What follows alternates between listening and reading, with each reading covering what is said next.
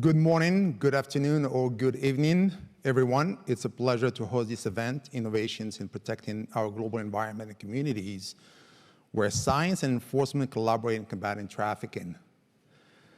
We have, as well as an audience from all over the world, from Africa, Asia, the Americas, and Europe, tuning in virtually for this event. And my understanding is we have approximately 20 countries tuned in. So this is awesome. So my name is Khattabi, and I'm the Chief Accountability Officer and Justice Initiative Director with the Grace Funds Foundation, based in Connecticut, United States. I have spent most of my professional career in federal law enforcement as a special agent with the IRS CID, US Customs, and Department of Homeland Security, HSI, Homeland Security Investigations. So a few years back, I retired and joined Grace Funds Foundation, and we are doing work on comprehensive strategies to combat all forms of trafficking in persons, environmental crimes, and gender-based violence. We are also looking at the supply chain of construction material to include timber under the Design for Freedom initiative. So we do all this through all collaboration and partnership, making sustainable advancement in these areas through training, policy, and advocacy. By enhancing the capacity of law enforcement agencies, prosecutors, and social service providers, by leveraging the expertise of current and former law enforcement agents and experts in the private sector to facilitate national and international training engagements, and by also strengthening networks for regional law enforcement to increase investigative collaboration and data collections, task forces involved in the public and private partnership, which is essential. That's why we're here. So since 2018, we formed partnerships with NGOs and government agencies across the globe. We have signed 2 MOUs with the United States Department of Homeland Security, Homeland Security Investigation, HSI. And in 2019, we signed an MOU with the Lusaka Agreement Task Force, LATF, an intergovernmental agency headquartered in Nairobi, Kenya. It is through these partnerships, like the MOU we have with the Lusaka Agreement Task Force, that we are able to work across borders to combat transnational organized crime involved in wildlife trafficking, mainly in Eastern Africa, and hopefully in Africa as well, the rest of Africa. So with its broad cross-border authority as a task force, LATF, LATF, is essential in combating transnational organized crime involved in wildlife trafficking. This partnership works by supporting cooperative law enforcement efforts and undertaking capacity building programs at regional, national, and international levels. We all know that wildlife trafficking is a major ill-gain business that threatens environment, natural resources, and the economy of many countries in the world, especially Africa. We all know that the illegal trafficking of wildlife is a low-risk and high-reward business. We all know that. And it is now the 5th most lucrative criminal activity around the globe, and is estimated as billions of dollars in profit. So to me, international wildlife trafficking is a national security threat, and it needs to be dealt as one. I cannot emphasize enough that the illegal wildlife trade is among the largest transnational organized crimes, often operated by well-organized criminal syndicates, all located in different towns, regions, countries, and continents.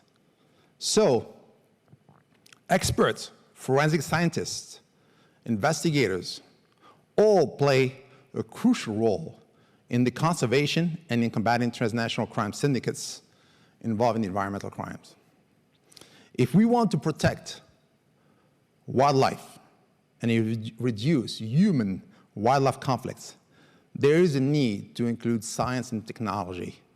And we will have a panel that will be discussing all this. So the use of forensic science technique in wildlife crime investigation is not new, but it is limited. And there's a need to be innovative, creative. So we are fortunate to have with us today, that's what I call subject matter experts, true subject matter experts in combating environmental crimes, especially wildlife trafficking. I will briefly present our distinguished guest speakers, and please refer to the agenda and click on the QR code to read more about them. I'm going to summarize, otherwise we'll be here for like 5 hours. So I start with Robert Mande. He's the Assistant Director and Chairperson, National Task Force Anti-Poaching Unit, Board Member of Tanzania Wildlife Management Authority, from the Ministry of Natural Resources and Tourism, United Republic of Tanzania. So he's the holder of a Master's in Security and Strategic Studies degree from the National Defense College of Tanzania. Mr. Mande is also a lawyer, investigator, with a strong background in wildlife and organized crime enforcement programs. For more than 25 years, Mr. Mande worked in the environment field as a criminal intelligence analyst, a wildlife law enforcement investigator, a prosecutor, and is currently the leader of this National Task Force Anti-Poaching Unit in Tanzania that is doing amazing work. Dr. Wasser, Samuel Wasser, the Executive Director, Center for Environmental Forensic Science, University of Washington. Dr. Wasser holds the endowed chair in conservation biology at the University of Washington, where he is a professor in the Department of Biology and Executive Director of the Center for Environmental Forensic Science. He is acknowledged worldwide for developing non-invasive tools for monitoring human impacts on wildlife. His lab developed tests to determine the major elephant poaching hotspots across Africa by extracting DNA from tusks acquired from large ivory seizures, over ½ ton, and comparing that to a DNA reference map derived from dung sampled from elephants across Africa. They expanded these genetic tools to link major ivory traffickers to multiple large ivory shipments by matching tusks from the same elephant or from close relatives, for example, parents and offspring, brothers, sisters, found in separate shipments that pass through a common port. This work is conducted in close collaboration with government agencies from across Africa, Southeast Asia, and the United States, and is part of a comprehensive program to combat transnational organized crime or trafficking in environmental contraband. Dr. Wasser earned his PhD at the University of Washington. Meredith Gore, Dr. Gore, is a conservation criminologist and associate professor at the University of Maryland. Dr. Gore is an associate professor of human dimensions of global environmental change in the Department of Geographical Sciences at the University of Maryland, College Park. Her research uses risk concepts to build new understanding of human-environment relationships and is designed to build scientific evidence for action. The majority of her activities can be described as a convergence to research on conservation issues, such as wildlife trafficking, illegal logging, fishing and mining. Dr. Gore has conducted research in collaboration with local communities in 15 countries on 5 continents with funding from the National Science Foundation, U.S. Fish and Wildlife Service, Michigan Department of Natural Resources, Department of Environment, Food and Rural Affairs in UK, Global Wildlife Conservation, and others.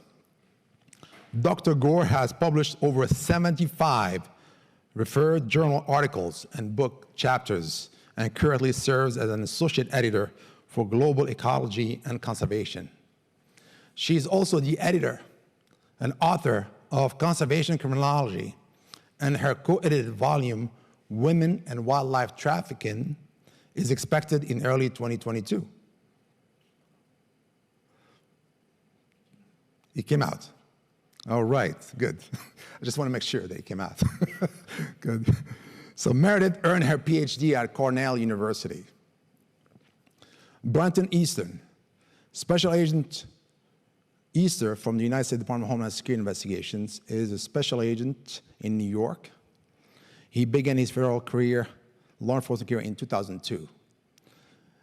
His jobs have ranged from pursuing human smuggler on the southwest border to investigating the Italian mob in New York, to traveling to Colombia to chase narco money launderers. Special Agent Easter uses his wide array of experiences to bolster his investigative toolbox, which he utilizes to tackle all variety of crimes. Throughout his career, Special Agent Easter has worked on hundreds of cultural properties investigations spanning all over the globe. So unfortunately, Special Agent Easter had the recent sudden death in his family and will not be participating in this event. So our thoughts and prayers are for him and his family. So what I'd like to speak a little bit is a few words about our agency partner, Homeland Security Investigations, and its role to counter wildlife trafficking.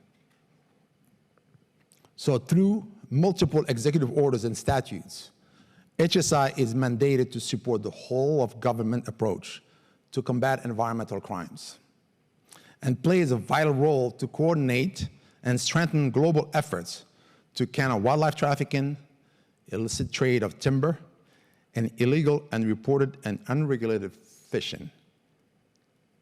So the national strategy for combating environmental crimes establishes working group combating environmental crimes as a priority.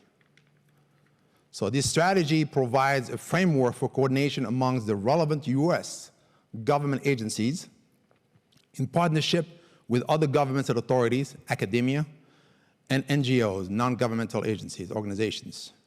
That will be key in continuing to make tangible progress in addressing environmental crimes.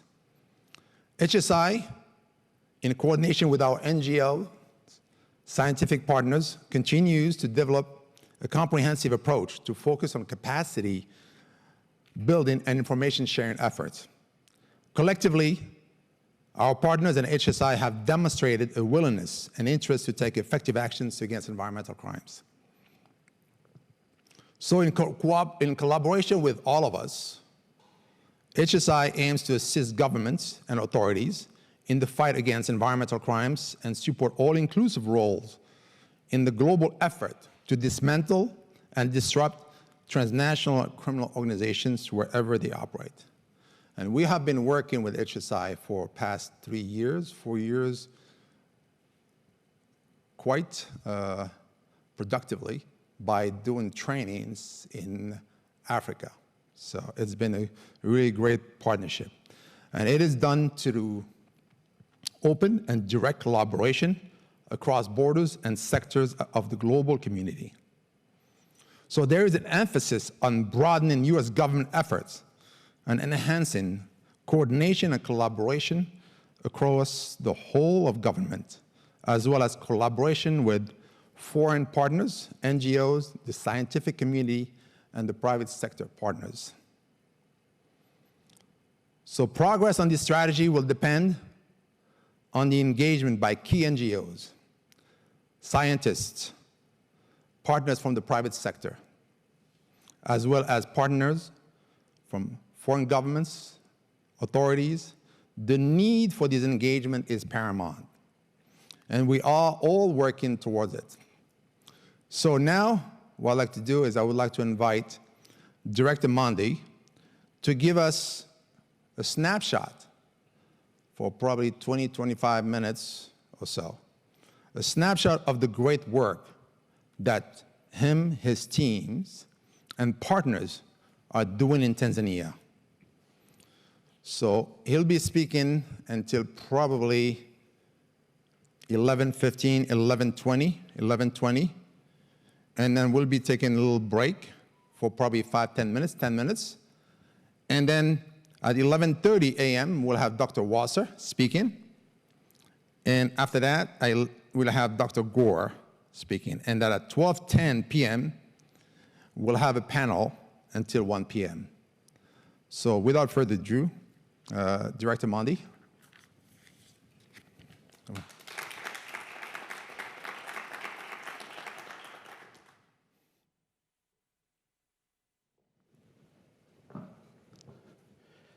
Thank you so much, Rod.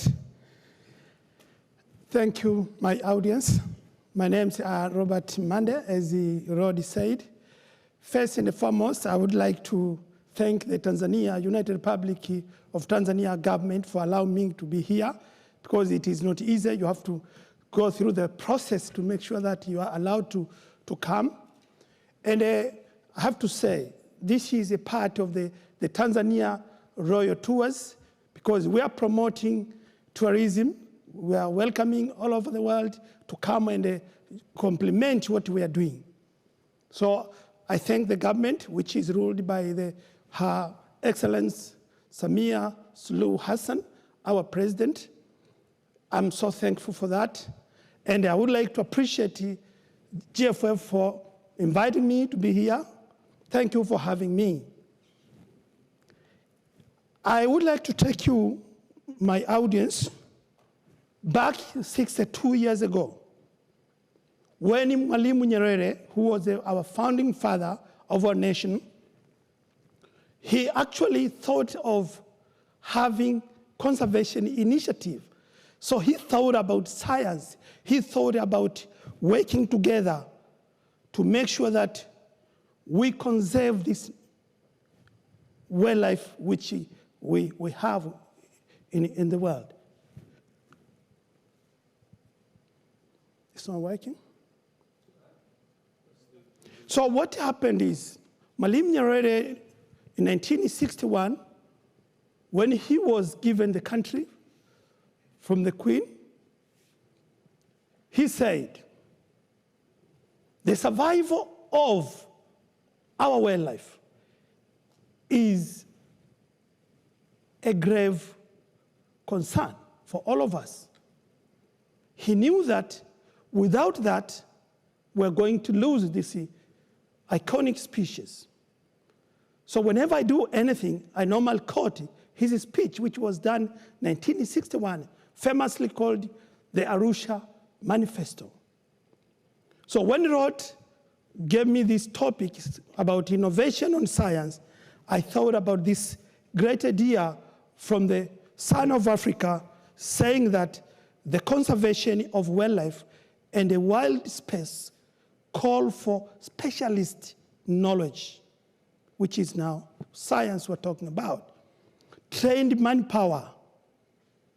We need to train our people, and then we need resources. We look to other nations to cooperate, because Tanzania alone cannot do that. And then it's important that task to succeed, we need commitment not only of Africa, but the global. So I thought of this topic when I thought about this old man, Mwalimu Julius Kambarage Nyerere, of which we cherish in Tanzania. And these words have been incorporated in our Constitution of 1977. The whole idea of bringing together everybody to complement each other, to collaborate, to coordinate. When he was speaking about this, we had only one national park in Tanzania, which is Serengeti.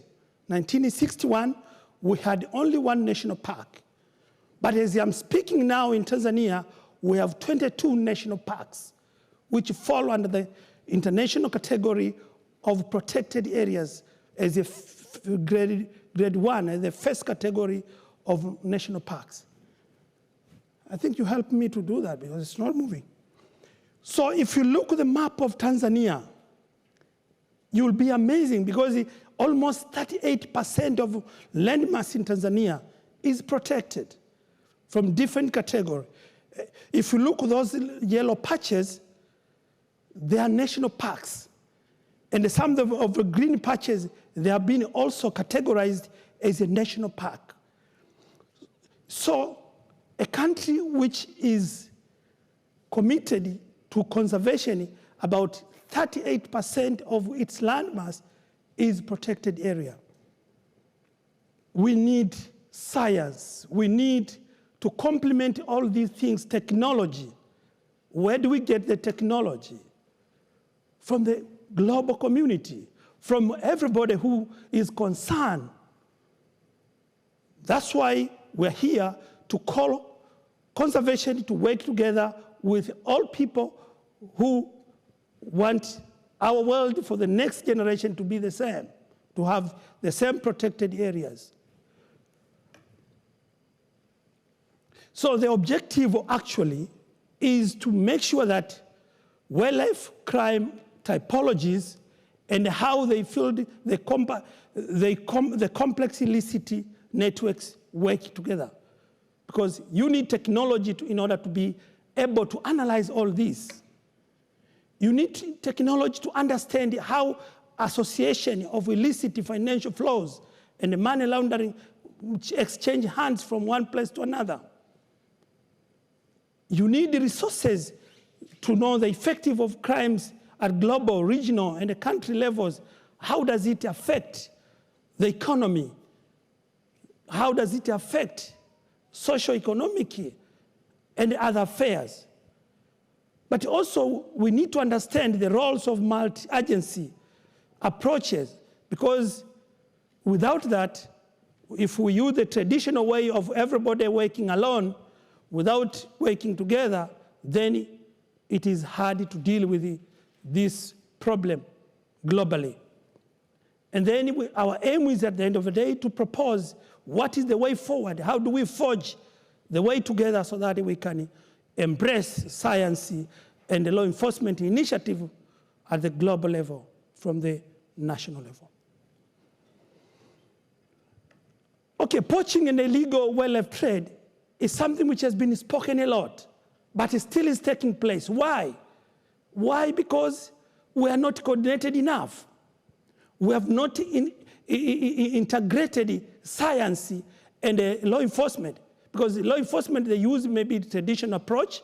They don't open for the scientists, and the science, they do researches which are not practical. So to me, we need to coordinate and have a practical, pragmatic approach which will interpret that science in reality. We need to work with the professors, not in the university. We want you to come to the field to work together to interpret and integrate that knowledge with the practical world. Because since 1970s to 1980s, we had a lot of wildlife.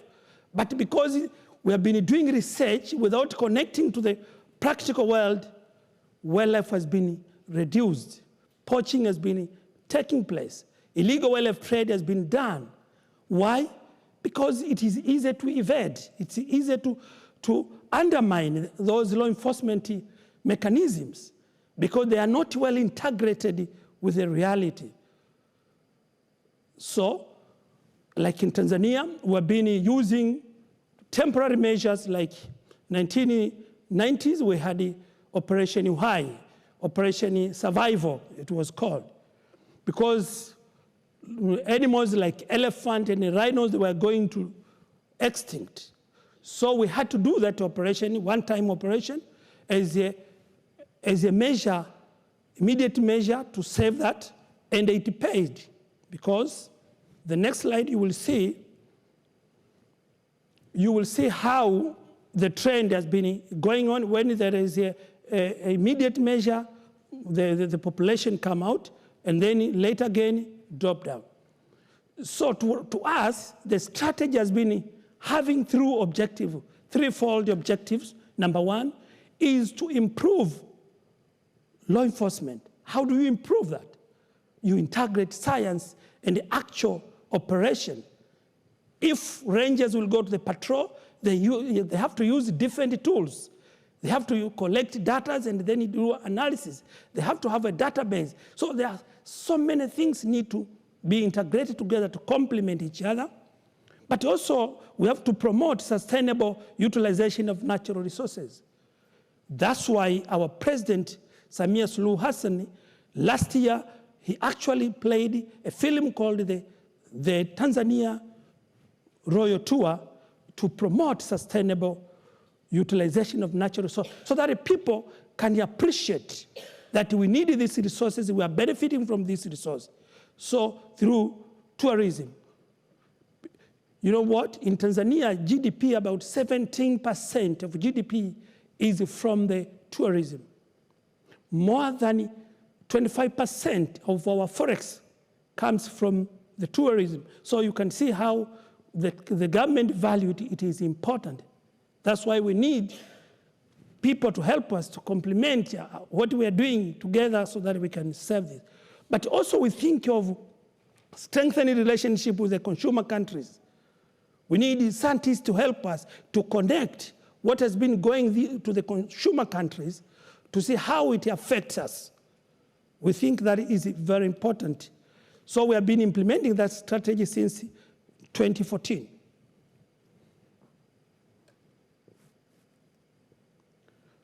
In order to do that, as we said, we did analysis actually. Because before we couldn't understand how poaching was operating. So we did practical research, empirical research. We were able to understand that poaching operates in 5 typologies, 5 levels, whereby level 1 are those people living around protected areas. As I said, our country has got about 38% of the landmass protected. So you can imagine how many people they have direct connection with our protected areas. But in level 2 are those actual people who go and they kill. So if you arrest one, without arresting level 3 and level 4 and level 5, it means tomorrow level 5 will hire other people to continue. So you need to cut down the whole syndicate. So when we started that, we knew, okay, now we got it right. We have to make sure we cut the syndicates of poaching and illegal wildlife trade. So in order to enforce that one, those typologies, we have come up with strategic and poaching framework, which actually the National Task Force fall under this framework. And then the National Task Force at the national level deals with the level 5 and the level 4 of poaching, as you can see in that slide at the far right there. And then we have divided the country into 10 ecological zones, where those at the ecological zone, they deal with the level 3 and the 2 of poaching. And those particular protected areas, we have left them to deal with the level 1, to deal with those people around. So in order to do all this, you need to combine to make sure that you use GIS, you use digital, and everything, DNA, forensic, in order to make sure that you do the inventory, you do the right thing to understand.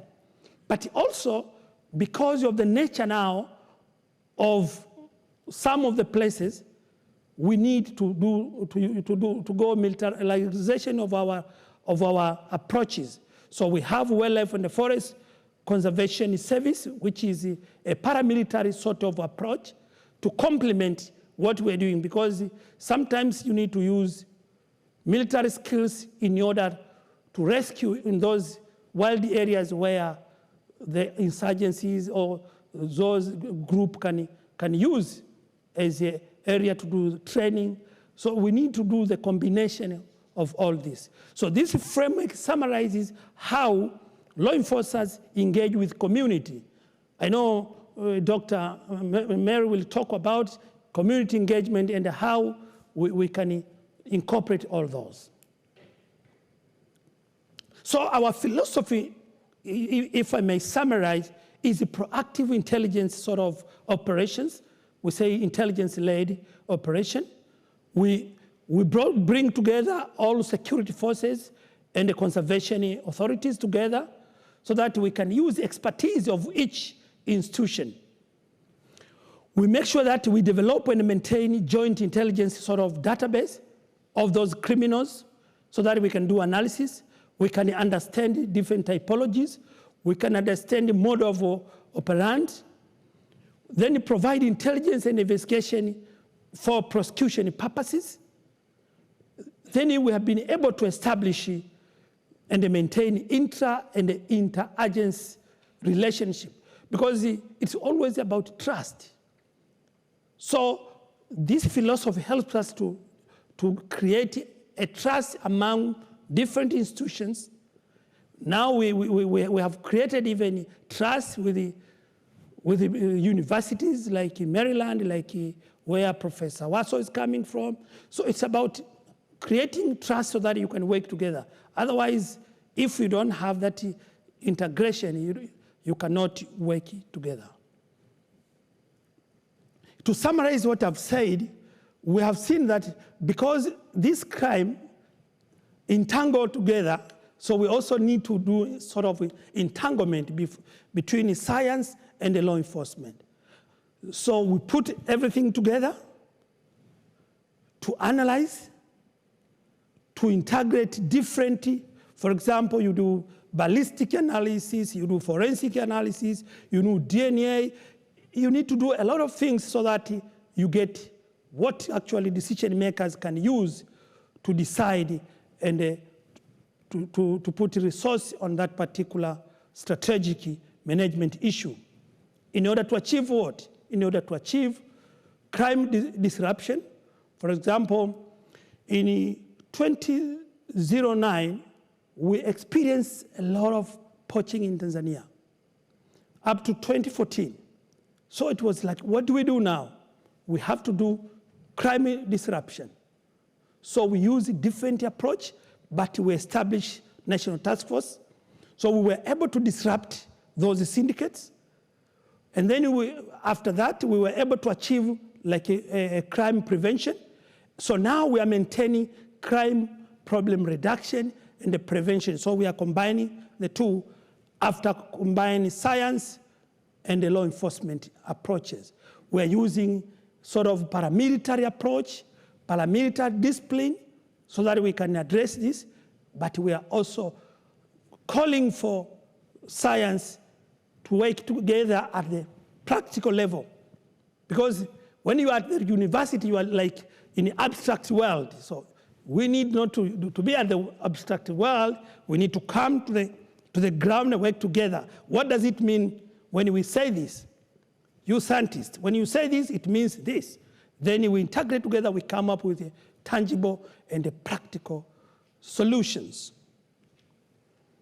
I told you about the trend. You can imagine that this has been the trend. 1990s, animals like elephant and rhinos were about to extinct, but after the one-time operation, the population picked up. But in 2005, again, the problem started. I think Professor Wasso will be able to explain about this one-time cell, which happened in 2005, which affected everything, and then now poaching started again. So in Tanzania, it was very serious. From almost 109,000 elephants, they dropped up to 43,000. We lost about 60% of elephants in Tanzania. In 2016, when the government decided, no, enough is enough, through the National Task Force, through coordination, through collaboration of all forces together, now we started seeing again elephant population, which is like a representative species, picking up. So now we are about 63,000 elephants in the country, and other animals are picking up now. So there are so many successes. As I said, from 2016, we have intercepted a lot of syndicates. About 8 kingpins were arrested. So you can see how successful we've been. I will show you the example of Queen of Ivory, which is very famous, a Chinese lady who was arrested. So we've been following gun. You follow the gun so that you cut the syndicate. You follow the asset so that you take the legal proceeds to make sure that the person does not enjoy the fruits of his crime. That is what we have been doing. This is the Queen of Ivory I'm talking about. She was jailed 15 years. She was the leader and the smuggler of the syndicate since 2005 in Africa, and they did in different countries until he was arrested in Tanzania and they prosecuted successfully. Those are some of the property which were taken from her. She had land, vehicles, houses. So they were forfeited. This is one of the incidents. When we started, we said enough is enough. I tried to follow one of the syndicate myself. Then I was able to intercept ivory and the gun. So these things goes together. That's why we say we need to complement a lot of effort, because it's not easy like people may think. Although there are some challenges, but we have been addressing them, like what we are doing, working with the global community, working with the local institution to address legal, ethical, political, and economic issues. This can be addressed together, but no institution can claim to address these kind of challenges alone. In order to bridge the gaps, we have identified some of the thematic areas, very famous. I actually read it from the WWF Global. We have to do situation analysis. That's where science comes in, because you cannot do situation analysis if you don't have some science skills. But also technology is required so that you can do that. Sometimes we need a simple technology for the rangers so that they can do inventory, for example. We need to capacity on specialized skills on analysis, on investigation, on prosecution. Sometimes it's not about maybe complex things. It's just simple technology, simple capacity building, which is needed. But we also need to engage the community so that we can prosecute effectively. But this can be done through cooperation, through coordination. Then we can achieve zero poaching. To conclude, what I'm saying, it is very important to work together under complementarity principles to do what we call inclusive sort of policies rather than exclusivity. So to me, the key word could be complementarity, and inclusivity is the solution to bring together science and the law enforcement skills in order to address the problem we are facing. Thank you so much for listening.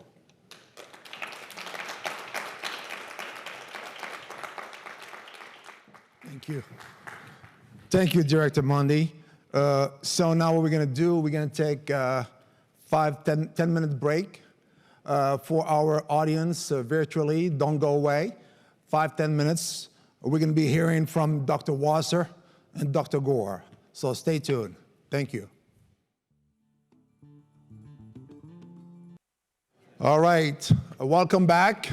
We're going to jump in very quick. We're going to have a presentation with Dr. Wasser, and then we'll have a presentation with Dr. Gore, and then we'll jump right in at 12:10 with the panel discussion with Dr. Wasser, Dr. Gore, and Director Mande. So without any further ado, Dr. Wasser, please, come on.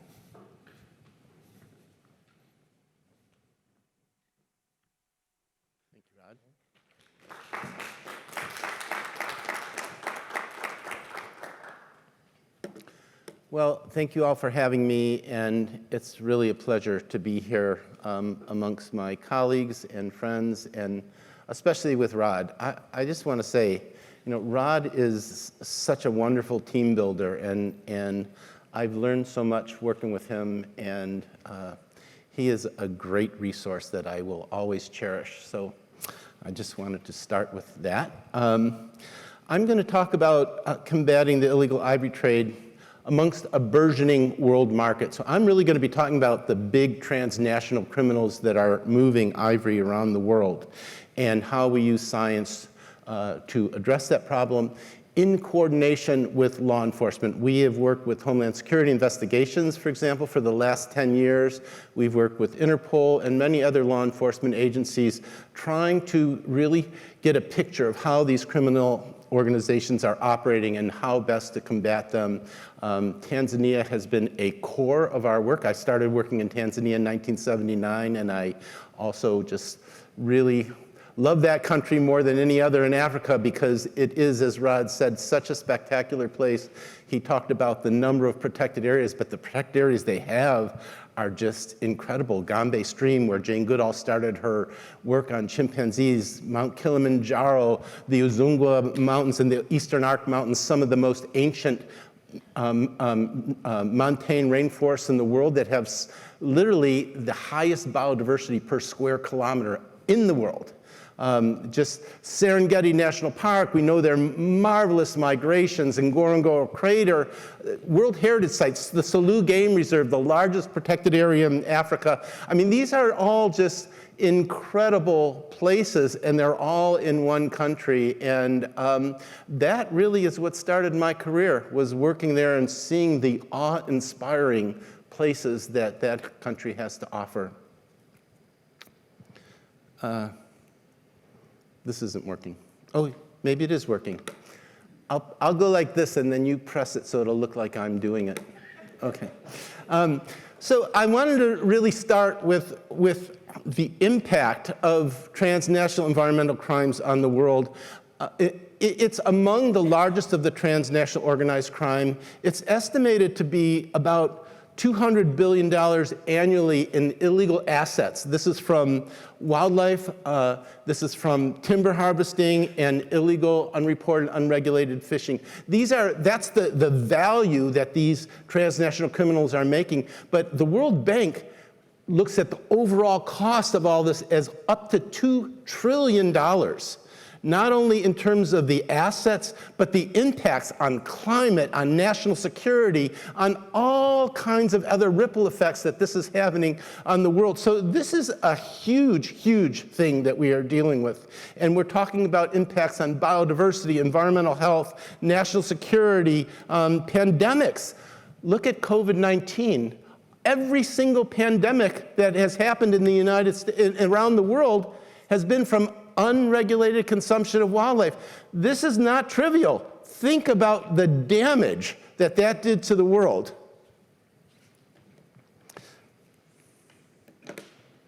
So one of the big challenges that we deal with when we're talking about transnational criminal organizations, or TCOs as I will call them, is that they are capitalizing on the permissiveness of world trade. There are literally 1 billion containers moving around the world each year. And these transnational criminals, essentially, all they have to do is consolidate their contraband in these containers, get them into transit, and then it's virtually impossible to track these. Countries like the United States, Singapore, Hong Kong, they can only afford to inspect 1% to 2% of the containers moving through their countries. And so these criminal organizations know that, and they are essentially concealing their contraband amongst this legal trade. And that is really the challenge that we are facing, because if you can attack the trade, there you go. If you can attack the trade at the source and prevent the contraband from entering into transit where it becomes so much more difficult and expensive to trace, then you really have a chance to address this massive, massive problem. And that's what the primary goal of our work has been for the last decade and a half. And to do that, what we really need, first we need rapid detection of contraband within containers. We need analytics that allow us to determine where the contraband is being poached. we need methods to connect these TCOs to multiple shipments so we can see the breadth of their network and their connectivity to other transnational criminal organizations. And we need capacity building to address these issues. Now, I'm going to talk about each of these, and the first thing I want to talk about is this little machine, and you wonder, what is this doing up here? Well, for a long time, we realized, all of the work we do depends on access to large seizures. And that not only depends on the willingness of countries to allow us to sample them, and I will say, we have worked with so many countries over the years sampling these large ivory seizures. And as a scientist, when I first started this work in 2005, it was really a challenge to get these seizures because I had to prove myself and gain their trust to get access to these seizures. But over time, we realized we needed a better method of finding these seizures at the port. And so we developed this little device here with my collaborator in nanoengineering. And essentially what this does is it vacuums the air out of a container into a little cotton pad here. And you can see the pad right here. It just fits in this little container that looks like the clip you put on a potato chip bag after you opened it and slide it in there. That little cotton pad costs 10 cents and is available at any grocery store anywhere in the world, because the whole idea is to make this accessible to others. We just pop that in, we vacuum the air out of the vents here, and then we present that to detection dogs in a neighboring building where they have virtually 100% detection ability to determine if there's contraband in there. And this is extremely important because I can search a container without having to break the security seals. I can search a container while it's still stacked, whereas right now they have to move the container offline, X-ray it, and it's incredibly expensive for consumers and for customs officials. And we can just go through literally 100 containers over a very short period of time to do this. And one of the most effective law enforcement strategies that is desired to be used but is often difficult is what we call controlled deliveries, where essentially you can see a a container has contraband in it, but instead of seizing it, you want to flag it and let it go and arrest them at the source. And one of the problems is at ports, that's a great place to be corrupt because you can make a lot of money. And so when you open these containers, it really challenges your ability to move controlled delivery. This guy looks like he's tightening a screw or drilling a hole in the container, and then they don't see that the dog got contraband. So the opportunity to use this to access more seizures, as well as to implement this in controlled deliveries as we understand more dynamics and get more predictable, is incredible. So this is the kind of first, I'm describing this as a first step, but it's a later step that we developed to get us access to these seizures. Now, the first thing that we do is, as I mentioned, we try to determine where are the major poaching hotspots across Africa. And this is very important because poaching is going on across the continent. But there are places that may be more prevalent for where these transnational criminal organizations are drawing their ivory or other kinds of contraband from. And then the second thing that we want to know is the size and connectivity of these transnational criminal organizations that are exporting these shipments. And that's what I'm going to spend most of the time talking about today. So the first thing that we do is we develop ways to get DNA from elephant ivory and also from dung. Our lab was one of the first in the world to be able to develop methods to get DNA from dung.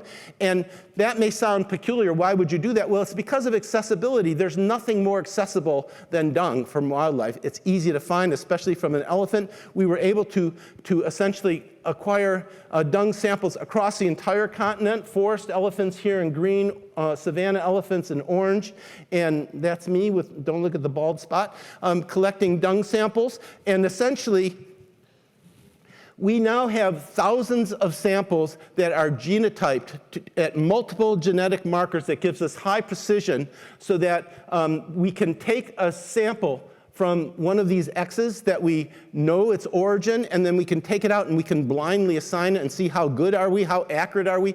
We can get a DNA sample from an elephant to within 300 kilometers or 180 miles from anywhere in Africa. And given the size of Africa, that's an incredibly high precision. So what we did was we had to then develop ways of representatively sampling these seizures. It's important to note, so the data I'm going to describe to you is from about 4,500 tusks, each from separate individuals that from over 50 different seizures and over 120 tons, metric tons of ivory. So a lot of samples over the years that we've gotten. And when you get a seizure, some of these seizures can have 2,500 tusks in it. But we can't afford to analyze all those tusks because it's very expensive, and so we had to develop a way to representatively sample the tusks. And I'm not going to spend much time with that, but I am going to tell you one very important point. Our first step is to find the two tusks from the same elephant so we can put one aside because it's too expensive to analyze both tusks from the same animal. And we essentially match them by size and lay them out from smallest to largest, and then we go through and we arrange them so to make sure the tusk is next to one of the same color. And then we look for this little gum line right here, which is where the ivory protrudes from the lip of the elephant. And all of that gets us to very reliably to the two tusks from the same elephant. And we know that we're good at it because when it comes back to our lab and we genotype them, they're all singleton tusks. That will become very important later on. We then cut a small piece of ivory out of the base of this, and we have shown with studies where most of the DNA is in the tusk, so we're able to easily extract that. It's right here. So this is a cross-section of a tusk. These are what you call Schrager lines, which is what you use to identify an elephant from, example, a mammoth. And this top layer right here is the cementum layer. That's what glues the tusk into the jaw of the elephant versus the dentin layer. There's ivory throughout, but this has so many minerals in it, it's hard to access. If you cut this little layer off, you have a really rich, high concentration of DNA in that. We then drop it in this little tube, and it drops into liquid nitrogen, freezes it to about 240 degrees negative Celsius, gets it brittle cold, and then we shift the magnetic field in the tube. There's a magnet in there with the piece of ivory back and forth, and that pulverizes it into a fine powder within a minute and a half. And then we just extract the DNA from that, compare that to our map, and we're off and running. Well, when we started to analyze more and more seizures, you can imagine my surprise because most of the ivory that we were analyzing was coming from the country I love most, Tanzania. 78% of the ivory in these large seizures were coming from East Africa, going from northern Mozambique through Tanzania, up through Tanzania into southern Kenya. But Tanzania was kind of the cornerstone. This is starting from 2005 about all the way up to 2015. And the other 22% was in a place we call the Tridom. It's the area between northeast Gabon, Northwest Republic of Congo, and Southeast Cameroon with a little bit into CAR there. And those are the two biggest strongholds of elephants at the time, because to be a hotspot, you got to have a lot of elephants. It's got to be a big area, a place like the Salou, which is 55,000 square kilometers, and you're dealing with poachers that grew up in that area. I mean, they're hard to find. And this was just such a horror for me that this was continually repeating itself. But at the same time, we learned some really important things. Not only did we see that these major transnational criminals, because mind you, I'm only analyzing seizures that are a minimum of half a ton, the ones that bear the signature of organized crime, because they can afford to lose $1 million if you catch one of their seizures. Why? Because they probably got 20 through the system. So over time, not only did we see that, but we also observed another really important thing. The ivory was being exported out of a different country from where it was poached. This was a risk reduction strategy by these poachers, and essentially, prior to that, law enforcement was often looking in the wrong country. They see the bill of lading accompanying a seizure, and they're thinking the ivory comes from there, but it doesn't. It also was also very important because people thought that these big seizures that were moving out were from traffickers cherry-picking across Africa to build these consignments up. Not happening. They're going back to the same place over and over again. Robert presented this level 5 network going from 1 to 5, and you've got all those poachers down there with middlemen grabbing the ivory and then bringing it up to where it's being consolidated by these big transnational criminal organizations. And we believe they are the choke point in the trade. Because as you will see later on, these guys have been operating for decades. And they're the same groups.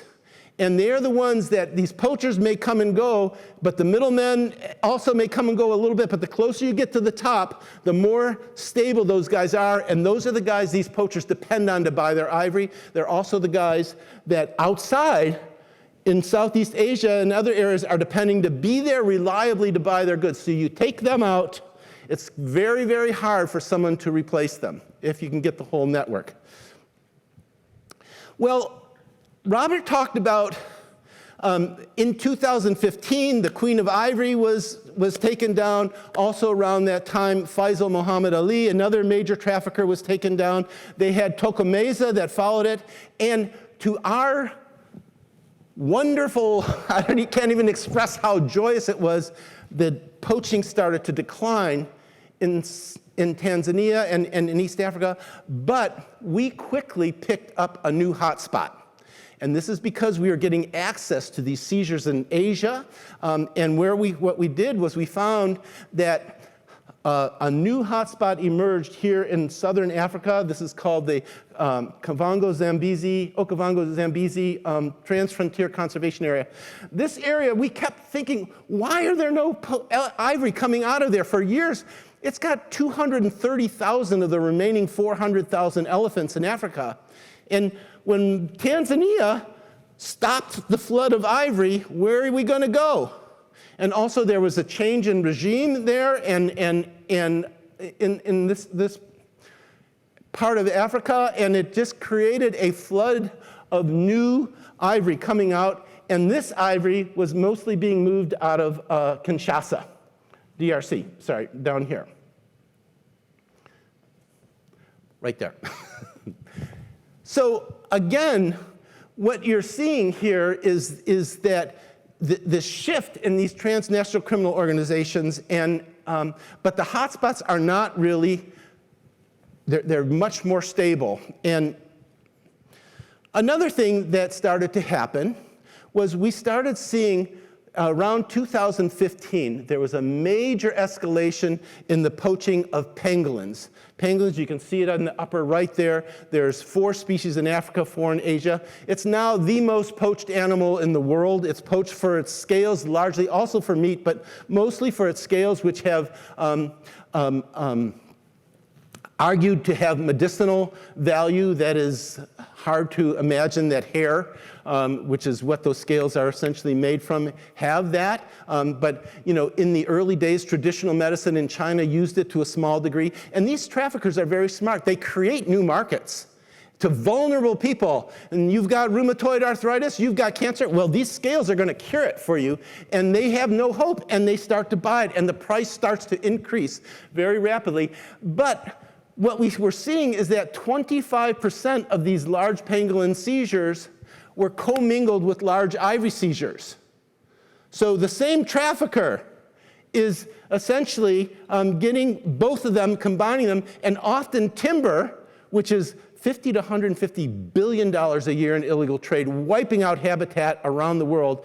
That timber is often the cover load in these shipments, and 80% of that is illegal. So we started working to combine all of these things, and also lion bone, which is also often in there, wiping out the major predators, working on all of them to see, how is this trafficker getting it all? Are they coming from the same place?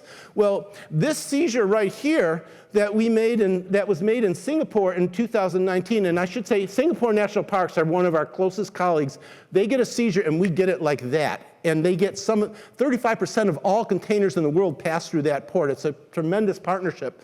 And this seizure right here was almost 9 metric tons of ivory and 12 tons of pangolin scales, 12,000 kilos of pangolin scales, probably 15,000 individuals in one shipment, all moved out of Kinshasa, DRC.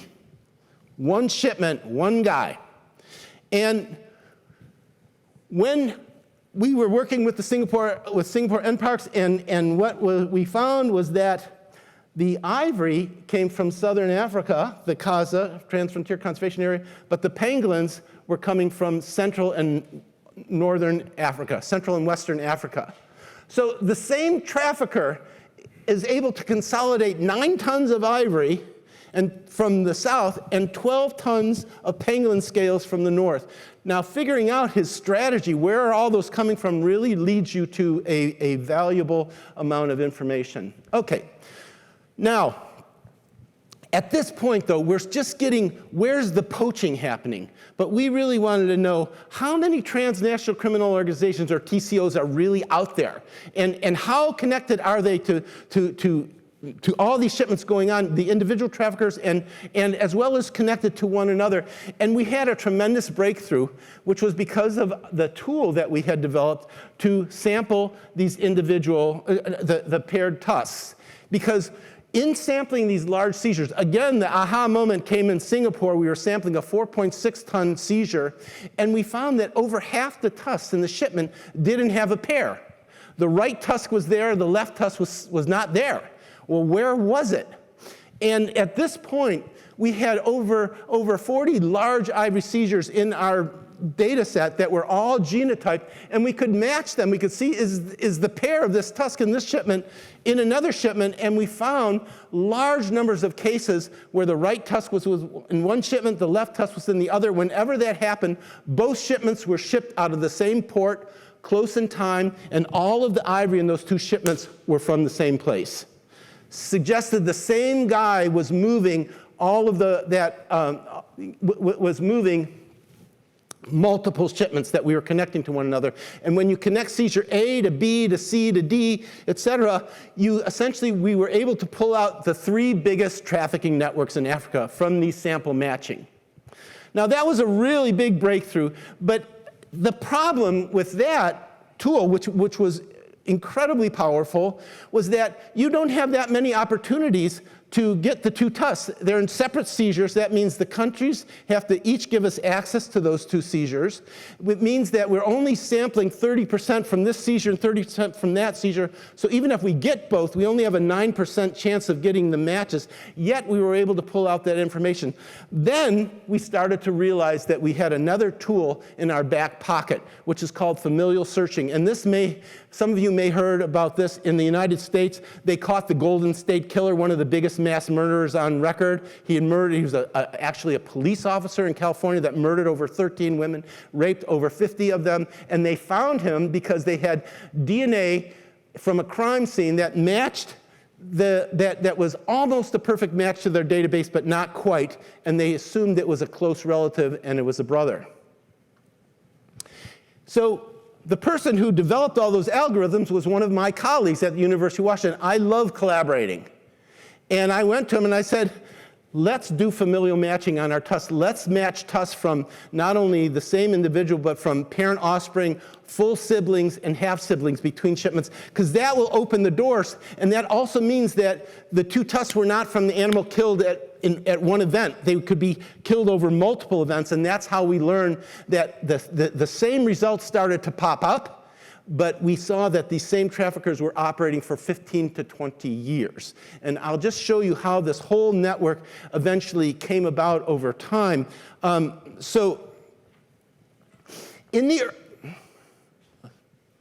you. Between 2002, 2009, the first seizure we analyzed was from 2002, but our work started around 2005. So we didn't have a lot of seizures at that time. We had 4 from Tanzania, and these orange circles are in Tanzania. They really, if we were positioning them where they were seized, they would be at the port, but we're putting them in the middle because the circles will grow. And when there are lines connecting them, that means that there were matching tusks between those 2 shipments and or strong physical evidence collected by our law enforcement colleagues. And you can see these 4 shipments here all had connections to one another. We had 2 in Zambia and Malawi that had connections, and we had 1 lone one in Cameroon. But then, as you move to 2012, and I should point out also that at this point, so remember, most of this ivory is being poached here. in Tanzania. That's not changing. What's changing is where you ship them out of, because by 2009, there was a lot of attention to the amount of poaching going on in Tanzania, and the transnational criminal organizations got wise to this, so they stopped shipping it out of Tanzania, and they moved it to mostly Mombasa, Kenya. So you see here a great increase in it. There's a small number in Uganda being shipped out, and a slight increase in Tanzania, but you see big increase in shipments going out of Mombasa. But note all these lines connecting them. They all have some matching between them. So even though it's shifted from Tanzania to Kenya, those networks are highly connected to one another. Many, many lines connecting them. Also connected to Uganda, and there even started to be connections that we are finding to this group in Cameroon. But over time,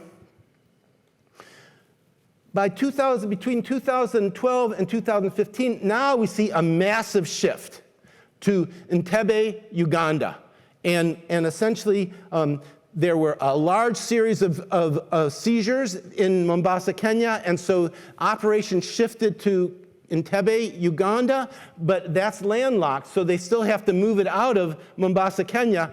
And you can see that all of these are really tightly connected to one another. These are maybe three different major networks, but they're three major networks that are operating in close connection to one another. Also, we see another shift. Togo was the real heart of ivory being shipped out of East Africa at this period from 2012 to 2015, and there was a small number of shipments coming out of Nigeria, out of Lagos. But that too started to shift. And you can see here that by 2019, that you had some connection to Cote d'Ivoire, Togo, but Nigeria is becoming the capital. Almost all the ivory in this seizure had bills of lading and shipment documents that said it started in Nigeria. So we're seeing the shift in the hub and very, very close connectivity to all of these shipments. Big increase in Uganda, moving this ivory, but we also see something else happening, which is, remember I said there was a shift in the poaching hotspot coming out of Kinshasa, and that's these here in the center of DRC, they're being exported from here, but close connections. What we found was that even though the hotspot shifted to Southern Africa and the exporter, the transnational criminal organization, was moving them out of DRC, there were many tusks in those shipments that were connected to tusks and shipments that these guys had been moving prior. So still, we see huge connectivity. These are not small-time players. These are big transnational criminals, and by transnational, that means they're operating across countries. And one of the most fundamental things that we are working on, and that Robert spent a long time talking about, is preventing these data from being siloed. Not only between agencies within a country, but between countries. If Tanzania and Kenya and Uganda are siloing their data, how can we see what's going on here? And so that is a really, really important thing, because we turn all these networks, we build these complex networks, and we turn them over to Homeland Security investigations, who essentially have the only authority to address the Bank Secrecy Act. They can go into the financial assets of all of these criminals and really end up, ultimately, the plan is to build the network so they know what links, expand the number of links they can look for, and that we can then deal with the financial crime investigation elements of that, seize their assets, as Robert was describing, and move forward. Almost done. So one of the other things that happened was, I really am a believer in multiple metrics. Not DNA is wonderful, incredible precision, but it's not the only thing that is accessible to us as scientists. And one of the things that's really important is, so we see these big seizures. I showed you that Singapore seizure, 9 tons of ivory. Well, is that all new ivory, or is that ivory that has been stockpiled for years and years and years, in which case when I'm showing you there's a hotspot, it may not be as significant because the hotspot could have been from 15 years ago. Is it new ivory or old ivory? And I started to collaborate with a colleague at University of Utah, Turi Serling, who does carbon-14 analyses of these tusks. And essentially, the way that this works is we fortunately take the same part of the tusk, because he needs it at the last part of the tusk to grow, which is at the base where we get ours, but he takes it from the inside of there's a hollow cone in the tusk. He takes it from the inside, and we take it from that cementum layer on the outside, so we can use the same piece to age and genotype the tusk. And what we found, we analyzed tusks from dozens of seizures across Africa, and we found in virtually all cases that the ivory was poached within 2 years of the time it was seized. That means it's new ivory, because by the time the poachers are getting it and it moves up to the middlemen where it's consolidated by the transnational criminal organization, moved out, that's not that long of a period of time. They wait until they accumulate enough ivory and move it out. So all of those ivory and all those seizures, not stockpiled ivory as people thought, it's all brand new ivory. Then another really interesting thing happened. We started seeing large seizures coming out of East Africa as well as West Africa that were in essentially hollowed out logs. So now we've got another convergence. They hollowed out teak logs and essentially cut the ivory into small pieces, and then they embedded it in these logs with paraffin, put a lid over it, painted the ends so you can't tell that it was cut open, and it looks just like a log.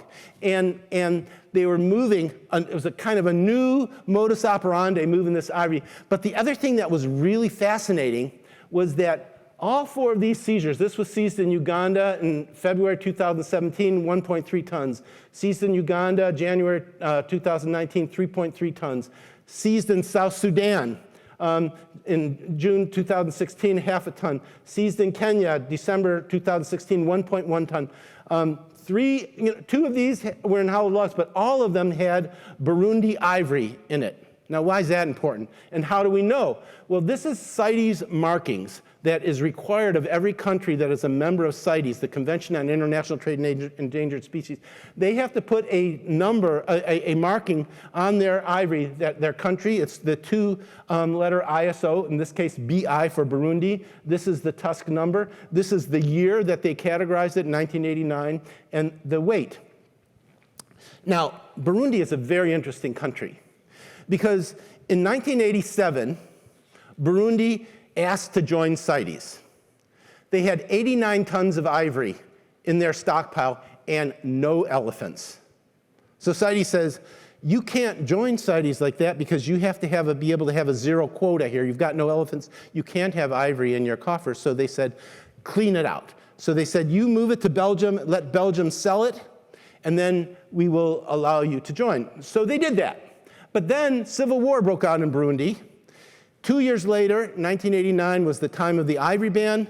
Burundi had another 84 tons of ivory. Oh my God, where did that come from? Is it new ivory or old ivory? And the CITES representatives that went there, they said it's old ivory. Why? Because it didn't smell. Not very strong evidence. Well, we did carbon-14 analyses of all of these seizures. And we also, by the way, included that 2019 9-ton Singapore seizure. That also had elephants that were killed within 2 years. New ivory, not stockpiled ivory. But the Burundi ivory, the Burundi ivory, amongst all of the samples that we did, only the Burundi ivory showed to be 30 years old. 1989 was about 30 years ago. But interestingly, the margin of error on this is literally 6 months. So we were able to show that not only was that ivory killed 30 years ago, consistent with it being the Burundi stockpile, but at the time it was new ivory, and Burundi violated the rules of CITES and should not have been allowed to join CITES. So this shows you the power of these kinds of scientific analyses, how they integrate with policy, how they integrate with law enforcement, by being able to show countries, where's this ivory coming from? One of the things that we're trying to do with Tanzania now is, if all this ivory was being poached there and there's so much in there government stocks, can we use that to figure out how are these networks getting their stuff out to these big traffickers and moving it out? You know, and just filling the void, and as well as keeping pace with new seizures so that we know where's it coming from. When they're integrating with pangolin scales, are they getting that from the same country or a different country? If different country, well, how are they doing that? And the first thing you need to do is kind of open up the black box. And these techniques allow us to do that. Now, these techniques are very important.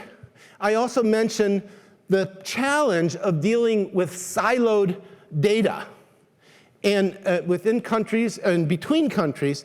And one of the wonderful things that Rod has done, and we have been a close participant in that, as has Mr. Mande, is bring together different agencies within the key countries of Tanzania, Uganda, and Kenya to the same group. So the Wildlife Authority, the Revenue Authority, which is Customs, the Forestry Authority, and the National Police. All of them, Rod miraculously brought them all together, not from just one country, but from 3 countries. And we spend the entire time talking about, looking at the kind of data and how important it is to collaborate between countries and between agencies. Forestry needs to collaborate with the wildlife authorities because the timber and the ivory are being moved together, and it's working. Because the model that Rod has created for doing this training and really giving them hands-on, real-life situations and talking about how they can empower themselves by working with other outside agencies as well as working with one another. How do you do these asset recovery? And then developing a mock case that has all the components that they would need to be able to develop a very effective report to their prosecutor so that it goes to trial. And then they divide them up into groups, and they've got to essentially go back and realize that, oh, what I learned during this description of the mock case, that's evidence, but I need to ask for it if I want it, or it doesn't get part of our investigation. And they're divided up into different groups. And then they all present. And that's so wonderful because you can see the expressions on their face. Oh, that evidence, we didn't think about that because the other group did, you know, and it starts to really click. And when they leave, they get it. And that is one of the most rewarding things that I've been doing and I have to thank Rod for pulling that together. So I just want to kind of close by saying, you know, this is some of the press that has resulted from our work. One of the first big cases, do dope smugglers also peddle ivory? Where this is the Faisal Muhammad Ali case, where he was a major trafficker connected to the Akasha brothers who were moving heroin and meth to the United States. This one was our most recent case. This was the most exciting case I've ever worked on in my life. And I have to say that, you know, Special Agent John Brown, who has been my closest collaborator in all this work, has been pivotal to all this work that I'm describing. And we started with, I have to be careful. But essentially what happened over time was there were 2 traffickers in Kinshasa, DRC, that were essentially encouraged to come to Seattle, Washington, where I'm from, and to essentially receive payment for these for seizures for shipments that are in DRC. And to do this, they essentially had them first send some samples to Seattle and to San Jose, California, 2 separate traffickers to essentially establish that they could do it. But what happened was we genotyped those ivory, and not only did we have probable cause, now we also showed that those 2 traffickers, the same tusk, one shipment had all one tusk It was all from one tusk, 6 big pieces of ivory. The other 3 shipments had 4 separate tusks in it, but one of them was identical to the separate shipment that went to a different state. And so they were connected. By the time they arrived, they had probable cause, and they were arrested. They gave up during their interview over 1.5 tons of ivory in DRC and 75 kilos of penguin scales, rhino horn. And the DRC government, a country that for a long time people said, you'll never be able to do work with them, but the timing was perfect. Brigadier General from their defense was put in place there, who was phenomenal and was working with us. They raided the stash house. They have now seized over 2 tons of ivory from multiple seizures, and we are working with them to do those analyses with time. So this is all really important, and you can see this was when I just said with the sample matching, we detected the 3 biggest cartels in Africa. The carbon-14 data, showing that this is new ivory, not stockpiled ivory. When we use the method for serial killers to catch wildlife poachers. And then this, which I'm the most happy about, which just happened about a month ago, we signed an MOU with the U.S. Homeland Security Investigations to really formalize our relationship with their environmental crime groups and their international offices. So that's that. Oh, yeah, that is that. Oh, no, one more slide, sorry. How am I doing? Am I like way over time? Okay, oh good. So one of the things that we just did was realizing the value of collaboration. And one of the nice things about being at a big university like the University of Washington, there are so many people there. We have more environmental programs at University of Washington than any university in the world. And I thought, let's bring everybody together, and let's bring them together with government agencies and with NGOs who have long-term experience on the ground, and let's get a synergy that really matters. A synergy how? So not only will we bring in people, are we bringing in people that do DNA work, we're bringing in people that do isotope work, and that complements it, so we can take the margin of error from a DNA sample, which is about 180 miles I mentioned. We can overlay that with a map of strontium, which is pulled out of the geological layer, and we can get it to the exact park. So that's very complementary. All of these things have chemical signatures. Trees do, they have isotopes, they have chemical signatures, they have DNA that come from where they were formed, the ground. And by combining all of those different metrics, we are creating a really powerful tool that can get at these crimes so we can deal with the large consignments moving out of here. This is the ivory and penguin scales in that one seizure. And by the way, when we were there, my colleague Don Brown got a tip about an illegal shipment of Madagascar rosewood coming in. They seized 208 tons that day when we were there. This all happened at once, which was marvelous. But think about this, because then these tools, precision becomes so important, because with timber, for example, it can be legal to harvest in one place and illegal to harvest in another. So you really have to be precise about where it came from, because as soon as it gets to the mill, that's lost, unless you can detect it. And that's another reason to combine these metrics. Same thing with fish.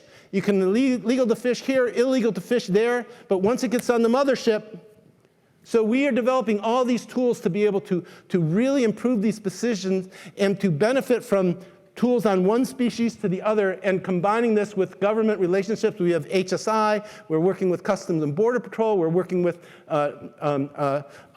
Forest Service International Program, many countries across Africa. And Rod's giving me the look, so I will say thank you all, and I want to thank my collaborators and donors, and my email is up there, as is my WhatsApp. Call me, email me if you want to, and thank you all very, very much for this opportunity. Thank you. Thank you, Doctor. That was amazing. I mean, I listened to Dr. Worcester for hours, and obviously we're not here very structured and disciplined with the time, but it is so crucial to hear how scientists think and what they do, and how important it is scientists to be part of the whole realm of investigations. So without any further ado, our last guest speaker, but not the least, Dr. Gore. Please, doctor.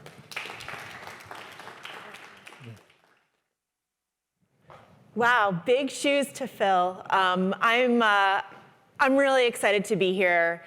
Thank you to Grace Farms Foundation. Thank you to Rod. Thank you to Mande and Sam for setting up this hopefully thought-provoking close to the presentations that will then feed into what I'm hoping is a really great panel conversation. So what I would like to do is offer a little bit of a change of direction. I'd like to offer you some insights about the human dimensions of wildlife trafficking.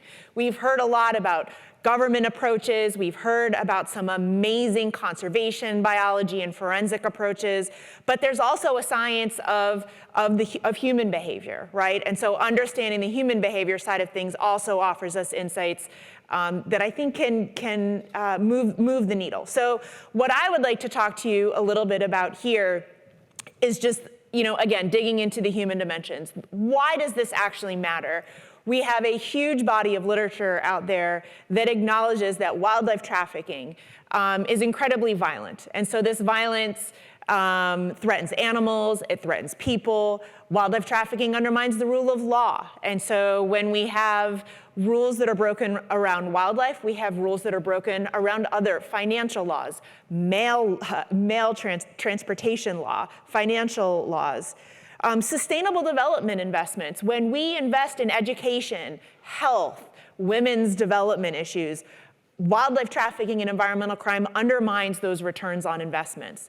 Those of us that like to follow the rules pay taxes, and taxable revenue is removed from legal supply chains by these illegal environmental activities. There's cultural resources that are degraded. Local people are not able to engage in their kind of religious practices, cultural practices, and so people can be excluded from engaging in their cultural practices. And then there's zoonotic diseases and invasive species. So we have new pathways that are created and fueled by human behavior, new connections enabling zoonotic diseases to go from these rural to urban areas a lot of the time. So these are some of the reasons why social scientists kind of care about this issue and want to support decision makers like Mande, like HSI, and like the other collaborators that you work with, Rod. So the social science, so Sam just offered us an amazing example of how complicated the forensics of these issues can be. Social science is also incredibly ugly when it comes to wildlife trafficking. The stakeholders that we deal with, they're often silent. The victims can't speak for themselves. They have limited societal interfaces. We have a variety of language barriers that we have to overcome. And then trees can't speak. Rhinos can't speak, and sometimes we have data that enables us to understand these patterns of life, but stakeholders are essentially silent. The behaviors of humans can be incredibly covert. A lot of the times when I'm in the field, I'm able to actually see quite overt environmental crime behavior, but sometimes they're covert. And the big transnational organizations have proven to be incredibly adept at their ability to avoid detection. And then Sam and I talk a lot about this, and I talk a lot about this with my other collaborators too, but the data is so incredibly fragmented. So when we're trying to understand the human dimensions of these issues, it's almost impossible to create a picture of all of the data at the same time. Sometimes people don't want to share. Sometimes there's an inability to share. So the science can be kind of ugly. However, as a chronic optimist or a impatient optimist, I guess, as one could say, there are a lot of innovative opportunities that exist for kind of interdisciplinary science.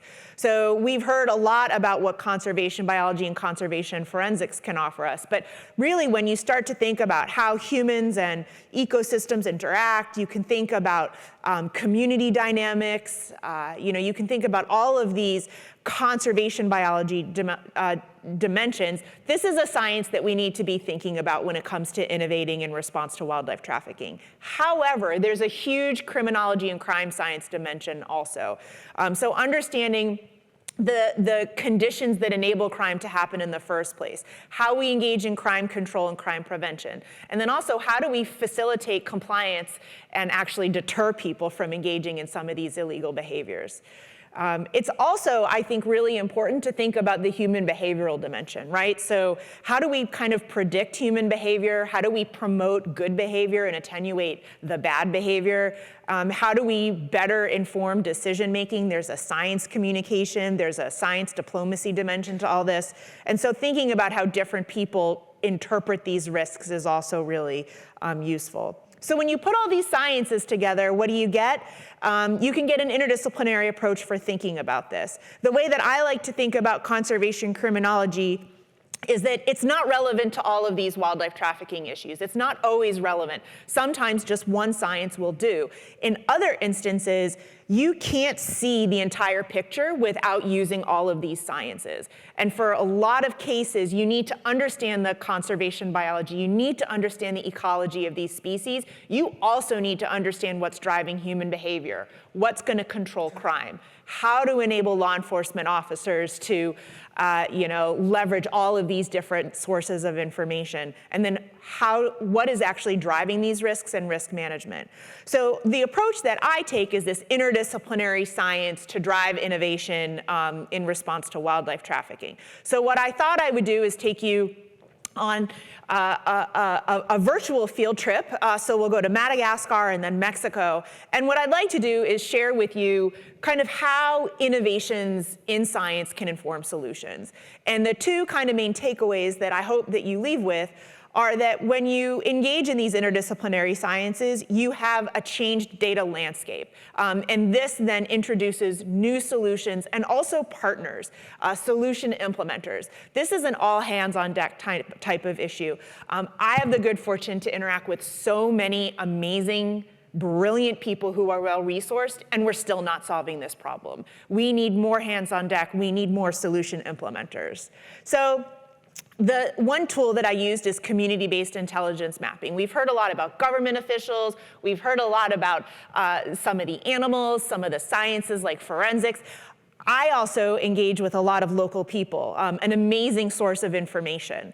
So a lot of the work that I do is in Madagascar. There are these amazing species like lemurs, there's plowshare tortoises, there's curious, chameleons, there's rosewood.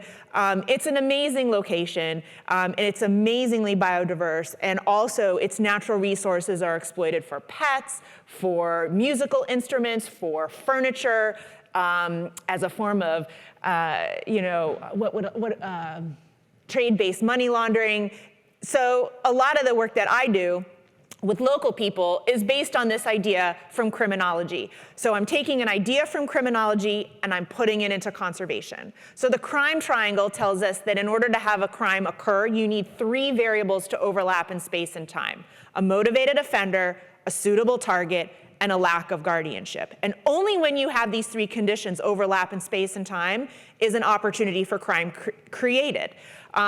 So this idea of the crime triangle was actually born in street crime. So we use this for homicide, we use this for domestic violence, we use this for drug crime. You can also use it for conservation. So what I do is I go out into a place like eastern Madagascar, and I take a base map from remote sensing, a bunch of some forested area where I know that there are illegal, where there's rosewood trees. These trees are valuable.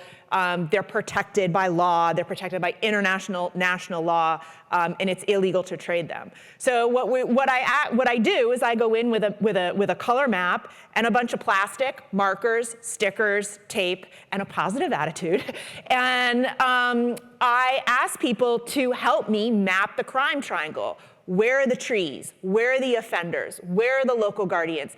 And I don't say, Mande, where do you know where the trees are? I just let people know. Sorry, I'm not trying to pick on you, but it's your lived experience, right? And so it doesn't matter if there's an offender in the room. I'm not asking you to self-incriminate yourself. In fact, I don't want to know names. I'm just a scientist. But they do have lived experience. And so they map the targets, the offenders, the guardians. They also map flows. And so then I get a map that looks something like this, and I replicate it again and again and again. And this is really low tech. And then I bring it home, and I digitize it, and I use GIS, and I'll show you a couple of slides later. But I want to draw your attention to this map. It doesn't really look that important, but there's a couple of dots in the north of this map. That's really important because almost all the other data that I collected was only from men.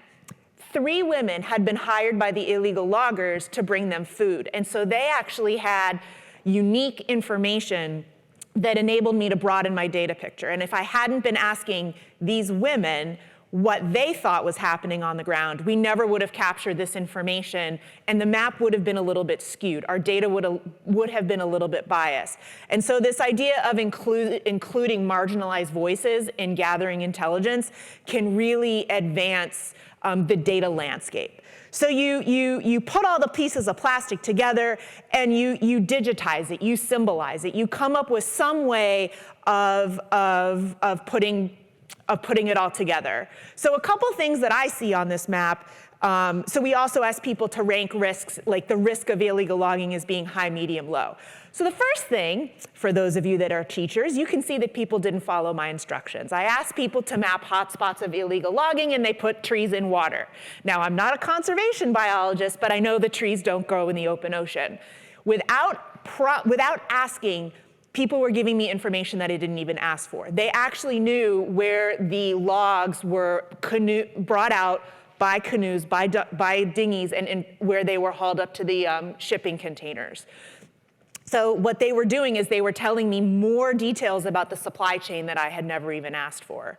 The other thing that you get to see, in Madagascar, there's 6 different kinds of police authorities that are available to interdict illegal logging. So all of the triangles are some sort of authority.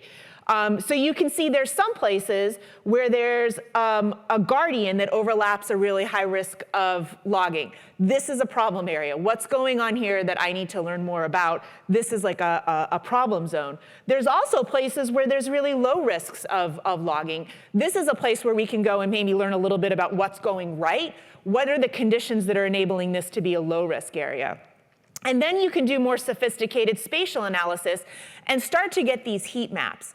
And so one of the things that I think is really cool is that you can make a retrospective map. I've collected all of this data, but it's based on what people know. It's happened, right? And so you can see there's color coding, it's a heat map, right? There are high risk areas. That's great, but that doesn't tell me what's gonna happen in the future. If I'm trying to prevent illegal logging, I need to prevent the tree from getting cut, because once it's cut, it's over. Also, I don't want somebody to engage in the crime, get arrested, break a family up, have a 2-income family, go to a 1-income family, and on and on and on. So what we've also been able to do is create predictive maps based on satellite imagery and local knowledge of what's happening with illegal logging. Where is there going to be a hotspot in the future? And so this map on my left shows a little bit of those heat maps. So the red areas are where we were really concerned about the future for illegal logging. This information can then be used by decision makers in their kind of strategy to direct resources in terms of prevention. We've also replicated this with plowshare tortoises. So same principle, the maps look different, the data looks a little bit different when it's digitized. And so you can see, again, a critically endangered animal in this instance, and this looks like spaghetti, right? But when you have people draw, they create their own legends, they have a debate, you can have different groups of people that enable us to think about, and we digitize these maps and we see different risk surfaces. So this was a little bit of a different analysis, but the really amazing thing here is that we found, all of this plowshare tortoise trafficking was essentially, which is a land tortoise, is happening via water, right? And so again, like Sam had said, a lot of the times without this kind of interdisciplinary data, we look in a completely wrong direction, essentially, the wrong space.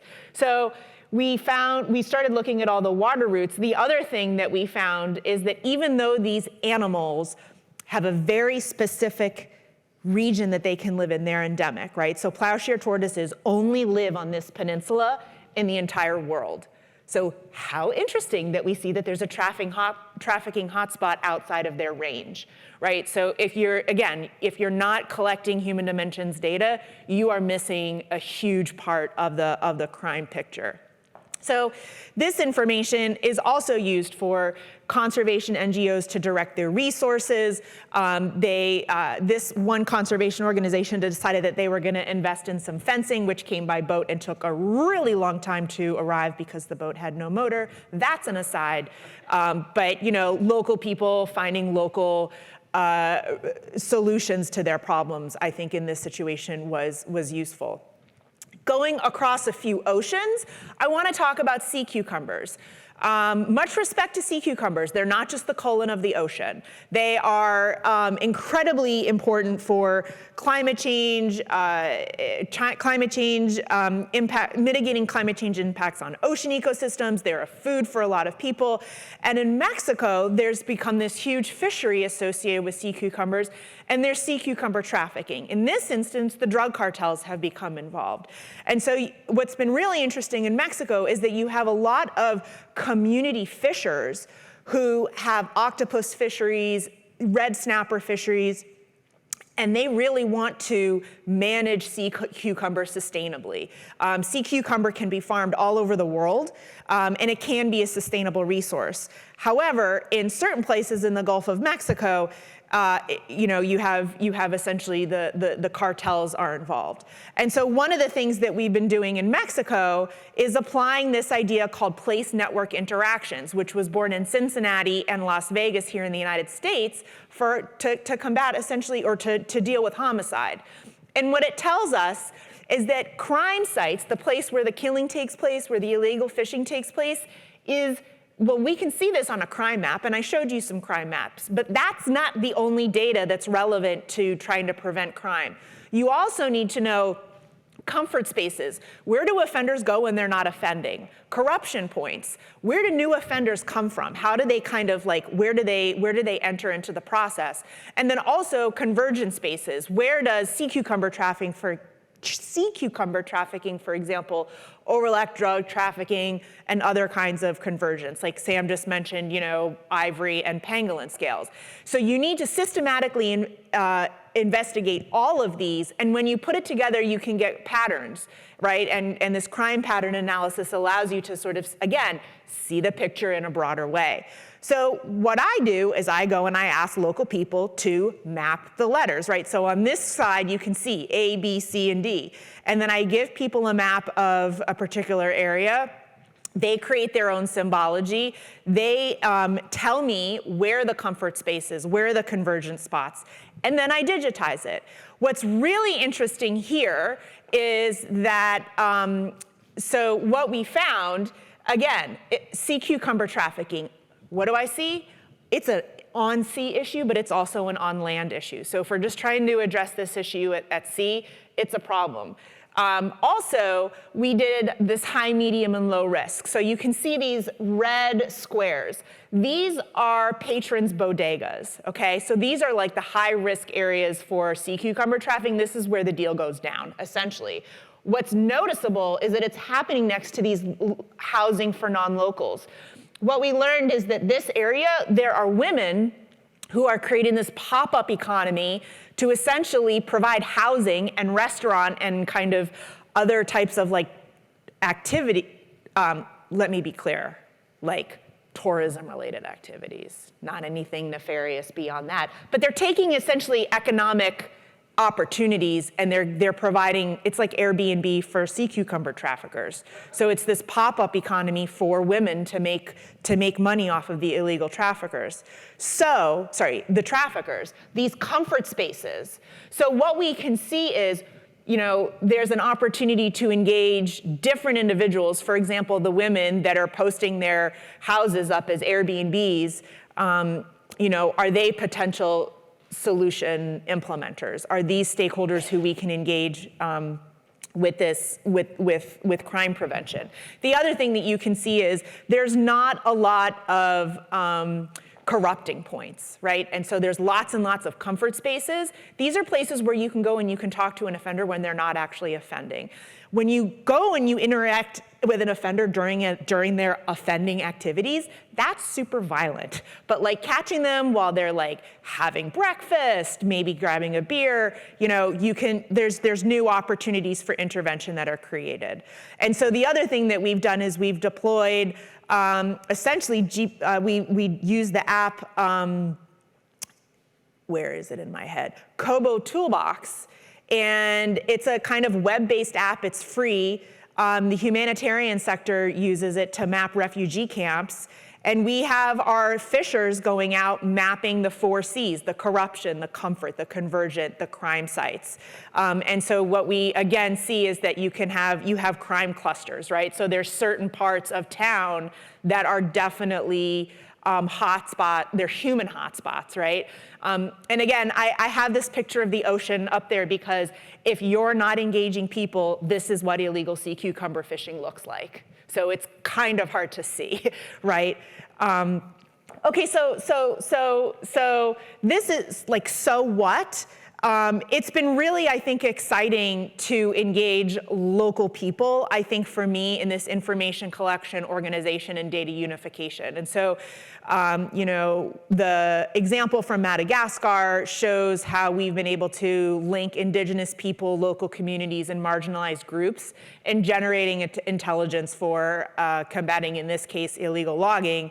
And then the sea cucumber example offers us a way of using different kinds of data like conservation organizations and also media reports, which I didn't talk about too much, in trying to understand this situation.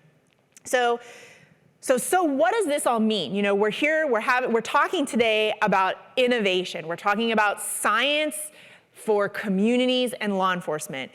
I guess I would like to offer, you know, in my interactions with law enforcement officers and different kinds of authorities, when scientists can change the data landscape, it offers maybe a better quality, a different kind of quantity of data, and it enables data to fit with other kinds of data. So it's kind of like it enables puzzle pieces to be put together. And these new innovations and solutions can be introduced.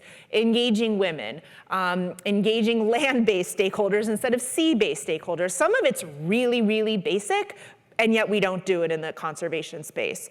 We also have been able to find new partners and allies and the role of communities in engaging in preventing wildlife crime. So I also think that it's important to ask this question for communities. You know, what does this all matter? Why does science matter for communities? Well, local people have something to contribute to the data landscape as well. And sometimes it is as basic as saying, look, you should be thinking about the land and the sea when you're talking about illegal fishing. And it seems kind of basic to a lot of us, and yet we don't do it in practice. And so this idea of engaging local people in contributing to the landscape and taking their data, taking their knowledge, engaging their knowledge about culture as well as ecology can really help.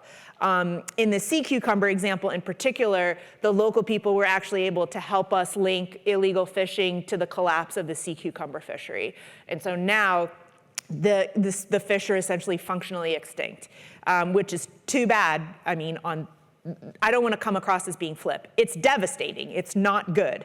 But the local people and the local research and collaborations actually help to determine this. We also see that cooperatives, people are collaborating in data generation and in crime prevention in really new ways. So that I think has been kind of exciting. We don't have the amazing opportunity to link to drug cartels or TCOs like Sam does, but we offer I think a really complementary dimension to this data landscape. So I wanted to just acknowledge some of my collaborators, my funding sources, and then I also just wanted to say that I didn't have a chance to talk more about this idea of conservation criminology or women in wildlife trafficking, but I think that these interdisciplinary approaches and then also engaging marginalized voices in this conversation is really important. So please email me, tweet, or whatever. And again, I just want to close by saying, thank you to Grace Farms. Thank you to all of you for participating virtually and in person.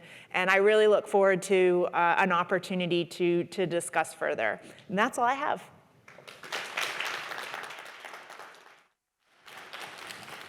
Thank you, Dr. Gore. As you see, we have just amazing speakers. I know it's late overseas, and we're going to try to rush a little bit. We're going to have a little panel. We're going to shorten it for like 20 minutes because in Africa, it's going to be like almost 8 o'clock at night. So we're going to try to shorten this panel. So let's set up the tables quick, and we'll ask I'm going to ask probably a couple of questions, and if there are any questions from the audience or virtually, I'll be glad to ask our guest speakers.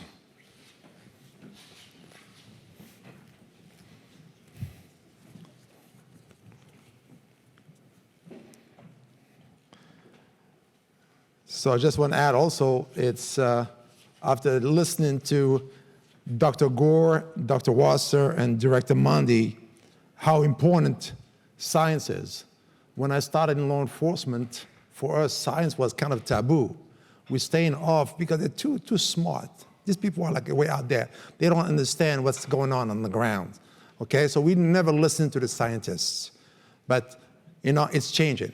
And I think this is almost, to us, a must. This integration is crucial. So why don't we come up quick? We'll get you situated because we have a hard stop at 1300 hours. So Sam, you want to sit there? Robert, right here? And Meredith, you want to sit in the middle? Yeah, I'll sit right here. You want to sit there? Yeah, that's it.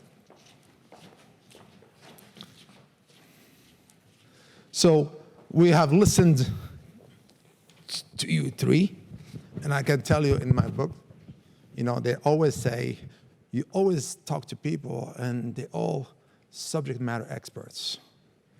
But in my books, you are what I call true subject matter experts with a big T.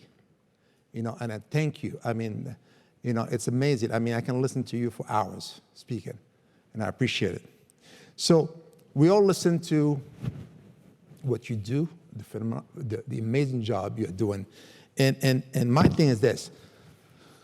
From my point of view, looking at it and say, oh my goodness, this is great. So what's the problem? What happened to the integration? Why are we not implementing science into law enforcement? And I'm going to ask you, all three of you, what is the problem? Why not doing this? Why not implementing this to the fullest? And why are there more problems? There are the obstacles in getting this done.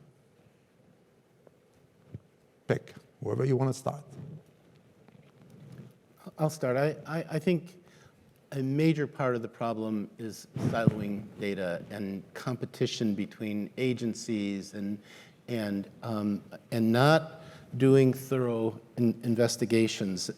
As I mentioned during the talk, if we don't share information, and it totally shackles us, and just combining approaches that Robert Mande is doing, that Meredith is doing, that I'm doing, all of those complement each other in such great ways. And just seeing us all here on the same stage, I don't know about others, but my brain is going bing, bing, bing, of how we can move these things together. But agencies compete with one another. And even in the United States, it's a travesty because they are very complementary. They're different agencies for a reason because they do different things, but they also have overlap. And that really creates a problem. So I think that that's one of the biggest obstacles that we are facing. And when we go to other countries and we say, hey, you need to collaborate, and they look at us and they go, well, what about you? So we need to show them by modeling this whole situation. I could not agree more. And I think that it's hard. And I think that it's scary for a lot of scientists and probably law enforcement authorities. And I think that that's one of the things that I really treasure about my relationship with you and everybody else on stage is I think we have to lead by example.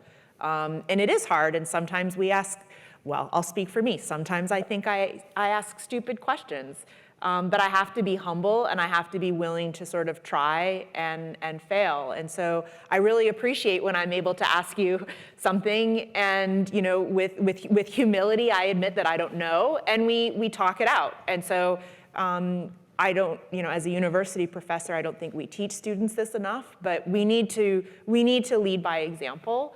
And I think a few of us are, but there's always more to be done. Right. And I think also Director Mande, you know, coming from law enforcement and like you, myself, and we always have issues is, all right, the rule of law, evidence. So we have the scientists. How much can we get them involved?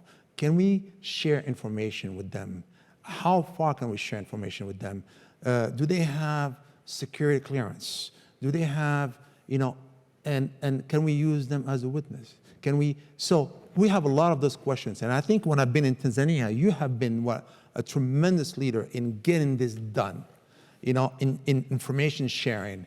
How can we better the system to make sure that our scientists can be part of the solution? Thank you, Rod. Maybe to begin with is about objectivity and subjectivity. Because everybody have been trying to be so subjective instead of being objective. So it's a matter of trying to work together, to complement each other, to be more objective, to forget about these silos.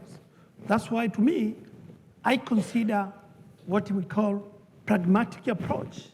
Because in a pragmatic approach is whereby you are becoming more objective, more complementary, rather than competing to each other.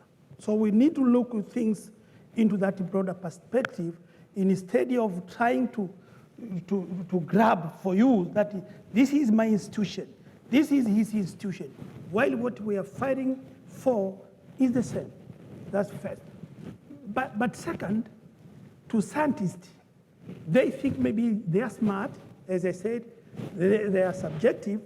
They don't appreciate what actually simple things which has been done by the guys on ground. I would take, for example, when I was doing my master's, I went with empirical studies, something which I've done for the last 20 years. But the professor who was supervising me was trying to come up to say, you know, you didn't follow this procedure. I said, no, procedure for what? I arrested 200 people. I did interrogation. This is what I got. So now interpret with your scientific method. This is what I got, practical. So it took me a lot of debate.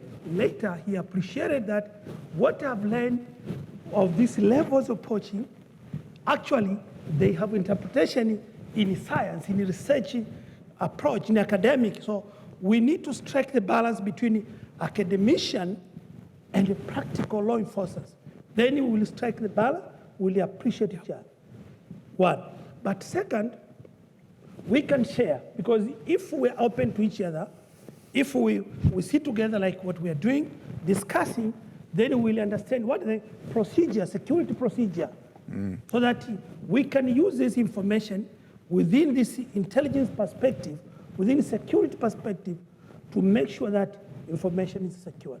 So what is important is to talk, to be objective, rather than trying to be subjective when they think of personality, rather than objectivity. Yeah. Thank you.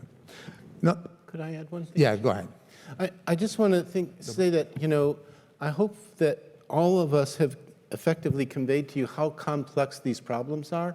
And the one thing that I've learned through the collaboration with HSI and other partners is that, you know, as a scientist, I know my data better than anyone. I live and breathe it.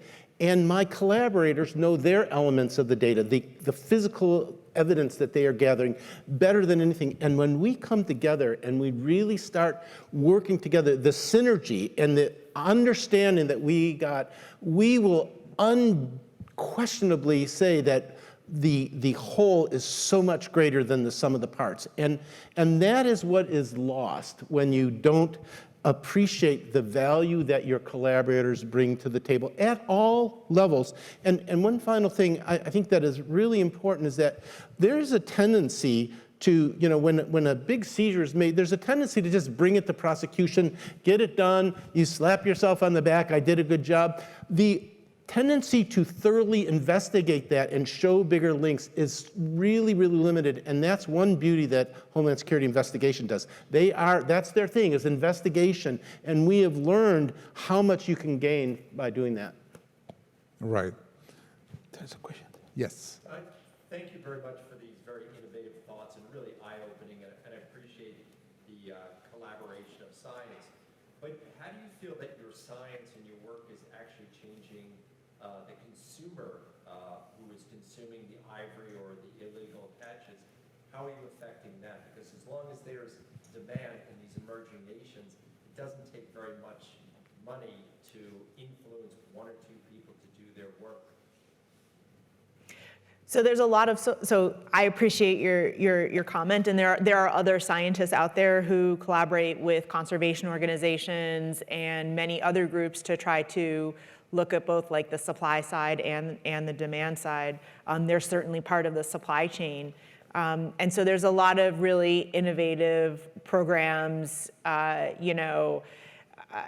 social marketing. There's a group called Wild Aid that does a lot of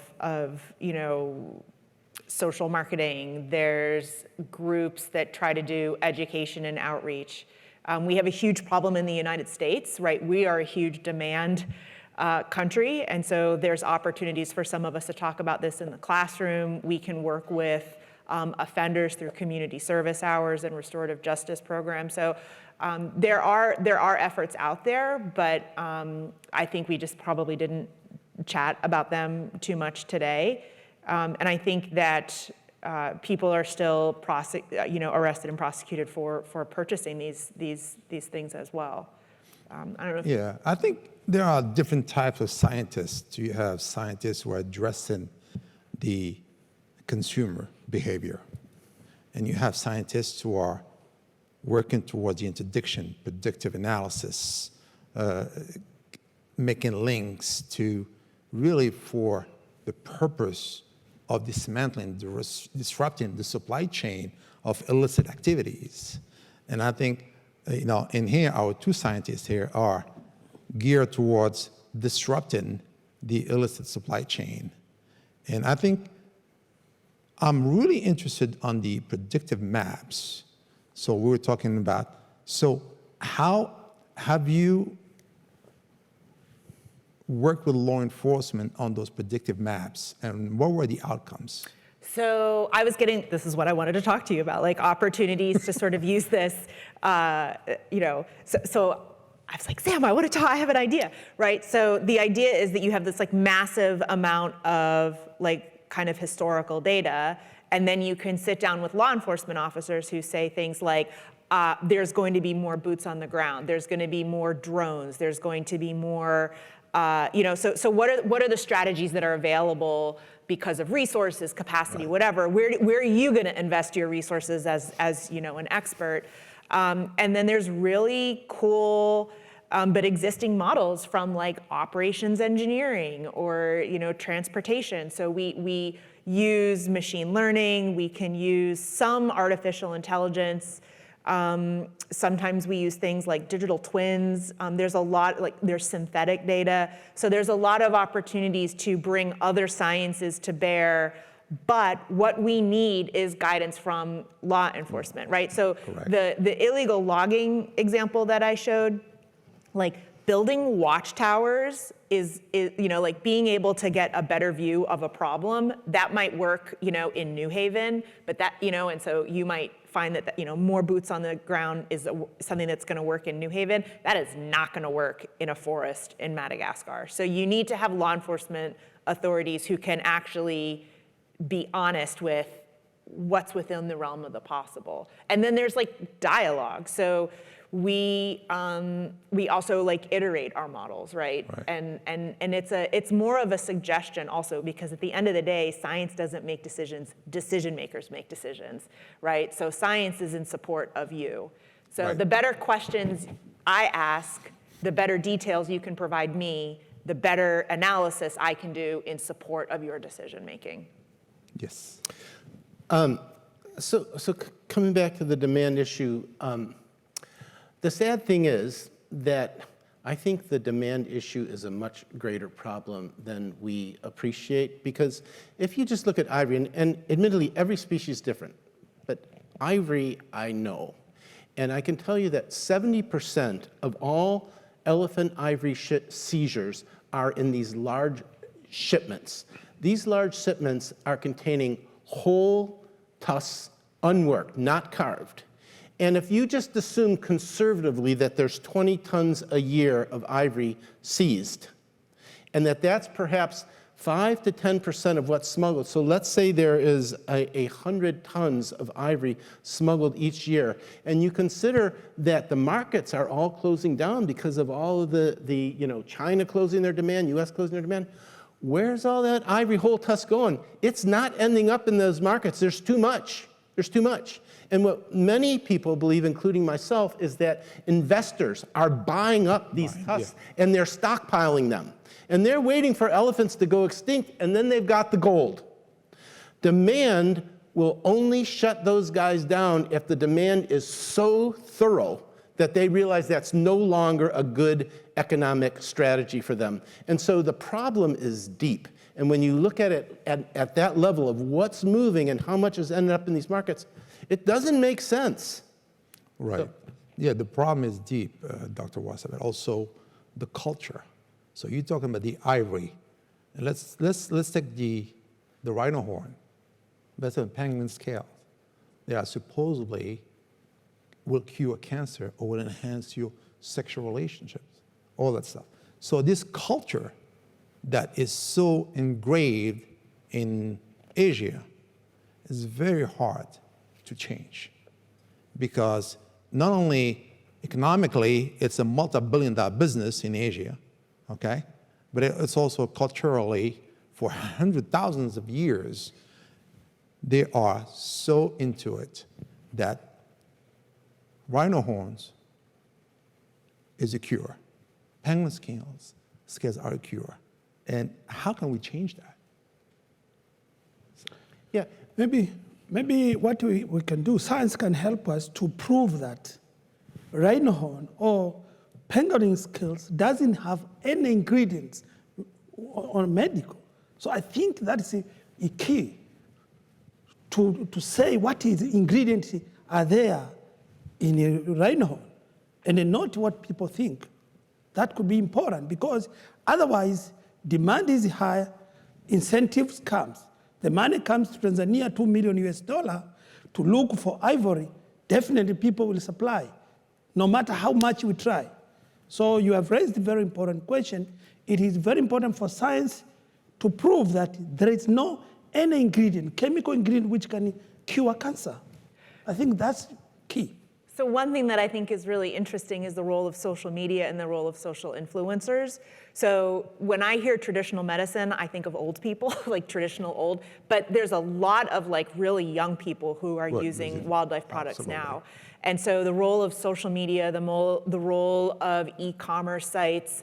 I do some work on vulture trafficking, like people are smoking vulture brains because they want, right, so there's traditional African medicine, there's muti. So the idea that vultures are clairvoyant, if you want to win the lottery, right?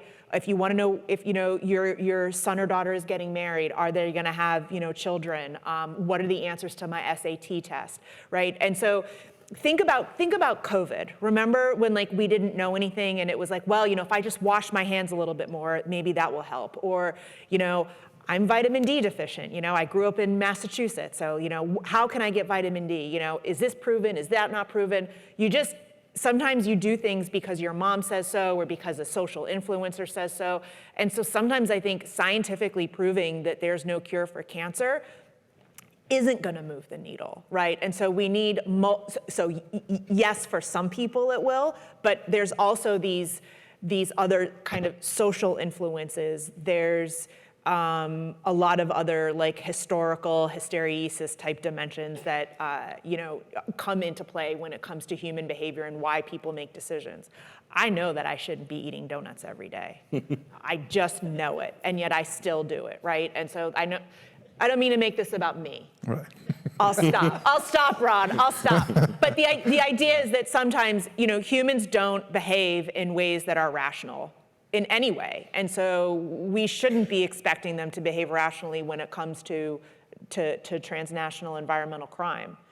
So there's a lot of, I would say, opportunities for more collaborations like these so that we can understand the big picture. Only when we understand the big picture are we going to be able to kind of find solutions. Right, and you're involved in I've seen an article about you recently. What did I do? Interviewing, the traffickers. convicted traffickers. Yeah. So I'd like to, if you can talk about this. Yeah, so this has been an amazing opportunity to collaborate with a number of US Department of Justice folks and convicted wildlife traffickers. So I have a convicted turtle trafficker and a convicted scorpion trafficker. And the idea is to engage in a little bit of a restorative justice project where they are helping to restore,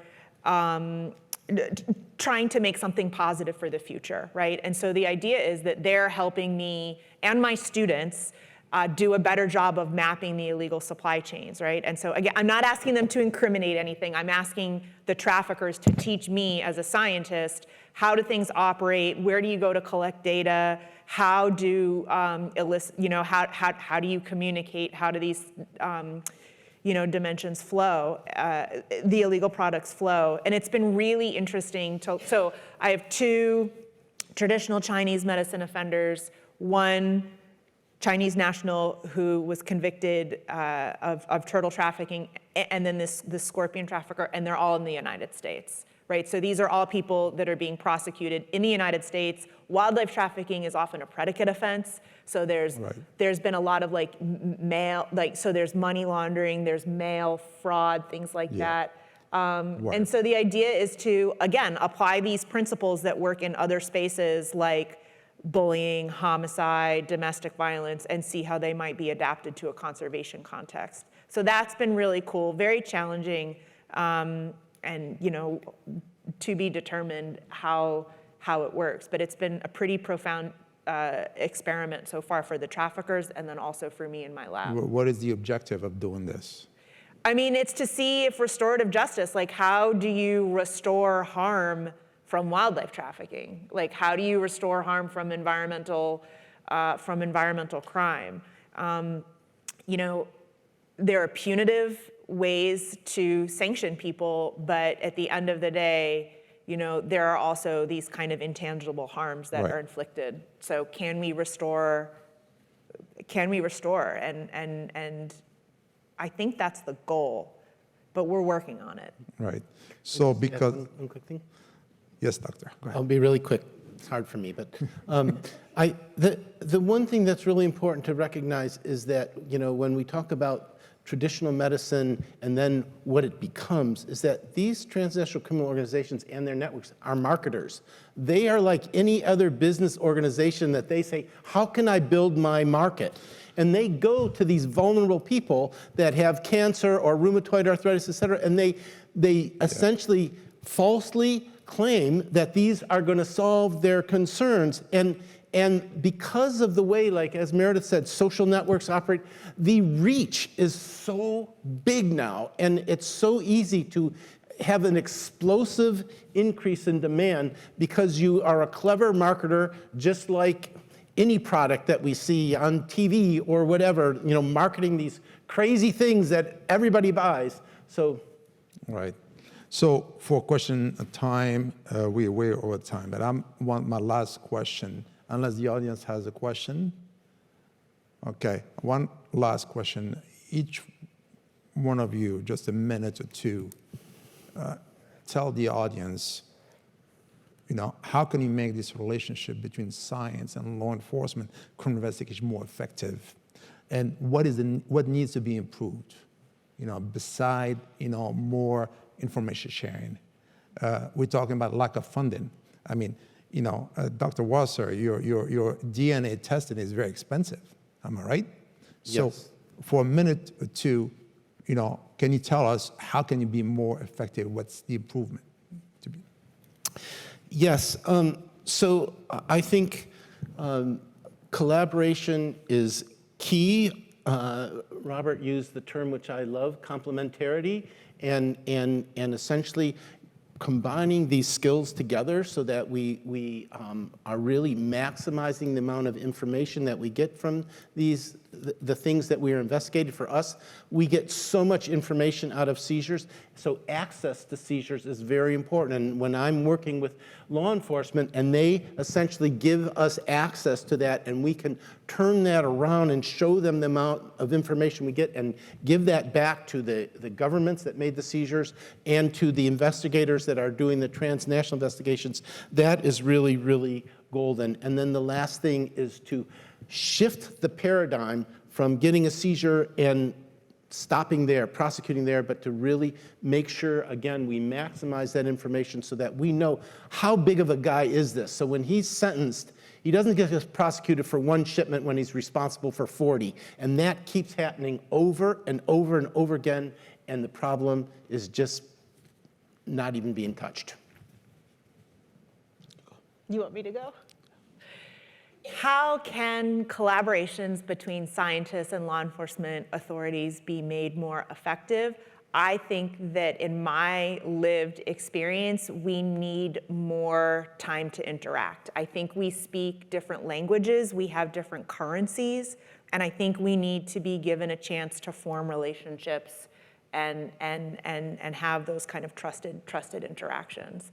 And so I think some of that involves like horizontal relationships. So like, me having more time to work with you, Mande, but then also bringing, the vertical pipeline, bringing in the younger folks who can be mentored and trained and provided with a safe space to fail, because this is really hard. So I really like kind of cultural exchanges, right? Or like study abroads, that kind of thing. We need more lived experience together. Mm-hmm. Yeah, with me, what I will say, we need to operate beyond the traditional framework. We need to operate beyond those silos. So if we open up and embrace the philosophy of working beyond the traditional, it means we'll combine different multiple approach. Then we'll have more robust approach which engage everybody, rather than being closed up in that box. So I borrow the words from Professor Shelley, who said we need to operate beyond the traditional government frameworks. Thank you. Yeah, and also I've seen there's one sentence that everybody always say, that I've been in Africa and all over the world, they always say, well, we can't because we don't have funding, okay? But my argument will be, yes, you don't have enough funding, but you need to be creative. You need to adapt. You need to find a solution. And the solution is bringing people who can help you. Okay, there are a lot of people out there that can help, they're willing to help, but they're not brought into this sphere, okay, to be efficient. So for that said, thank you all. Thank you to our virtual audience, and I appreciate it. Thank you.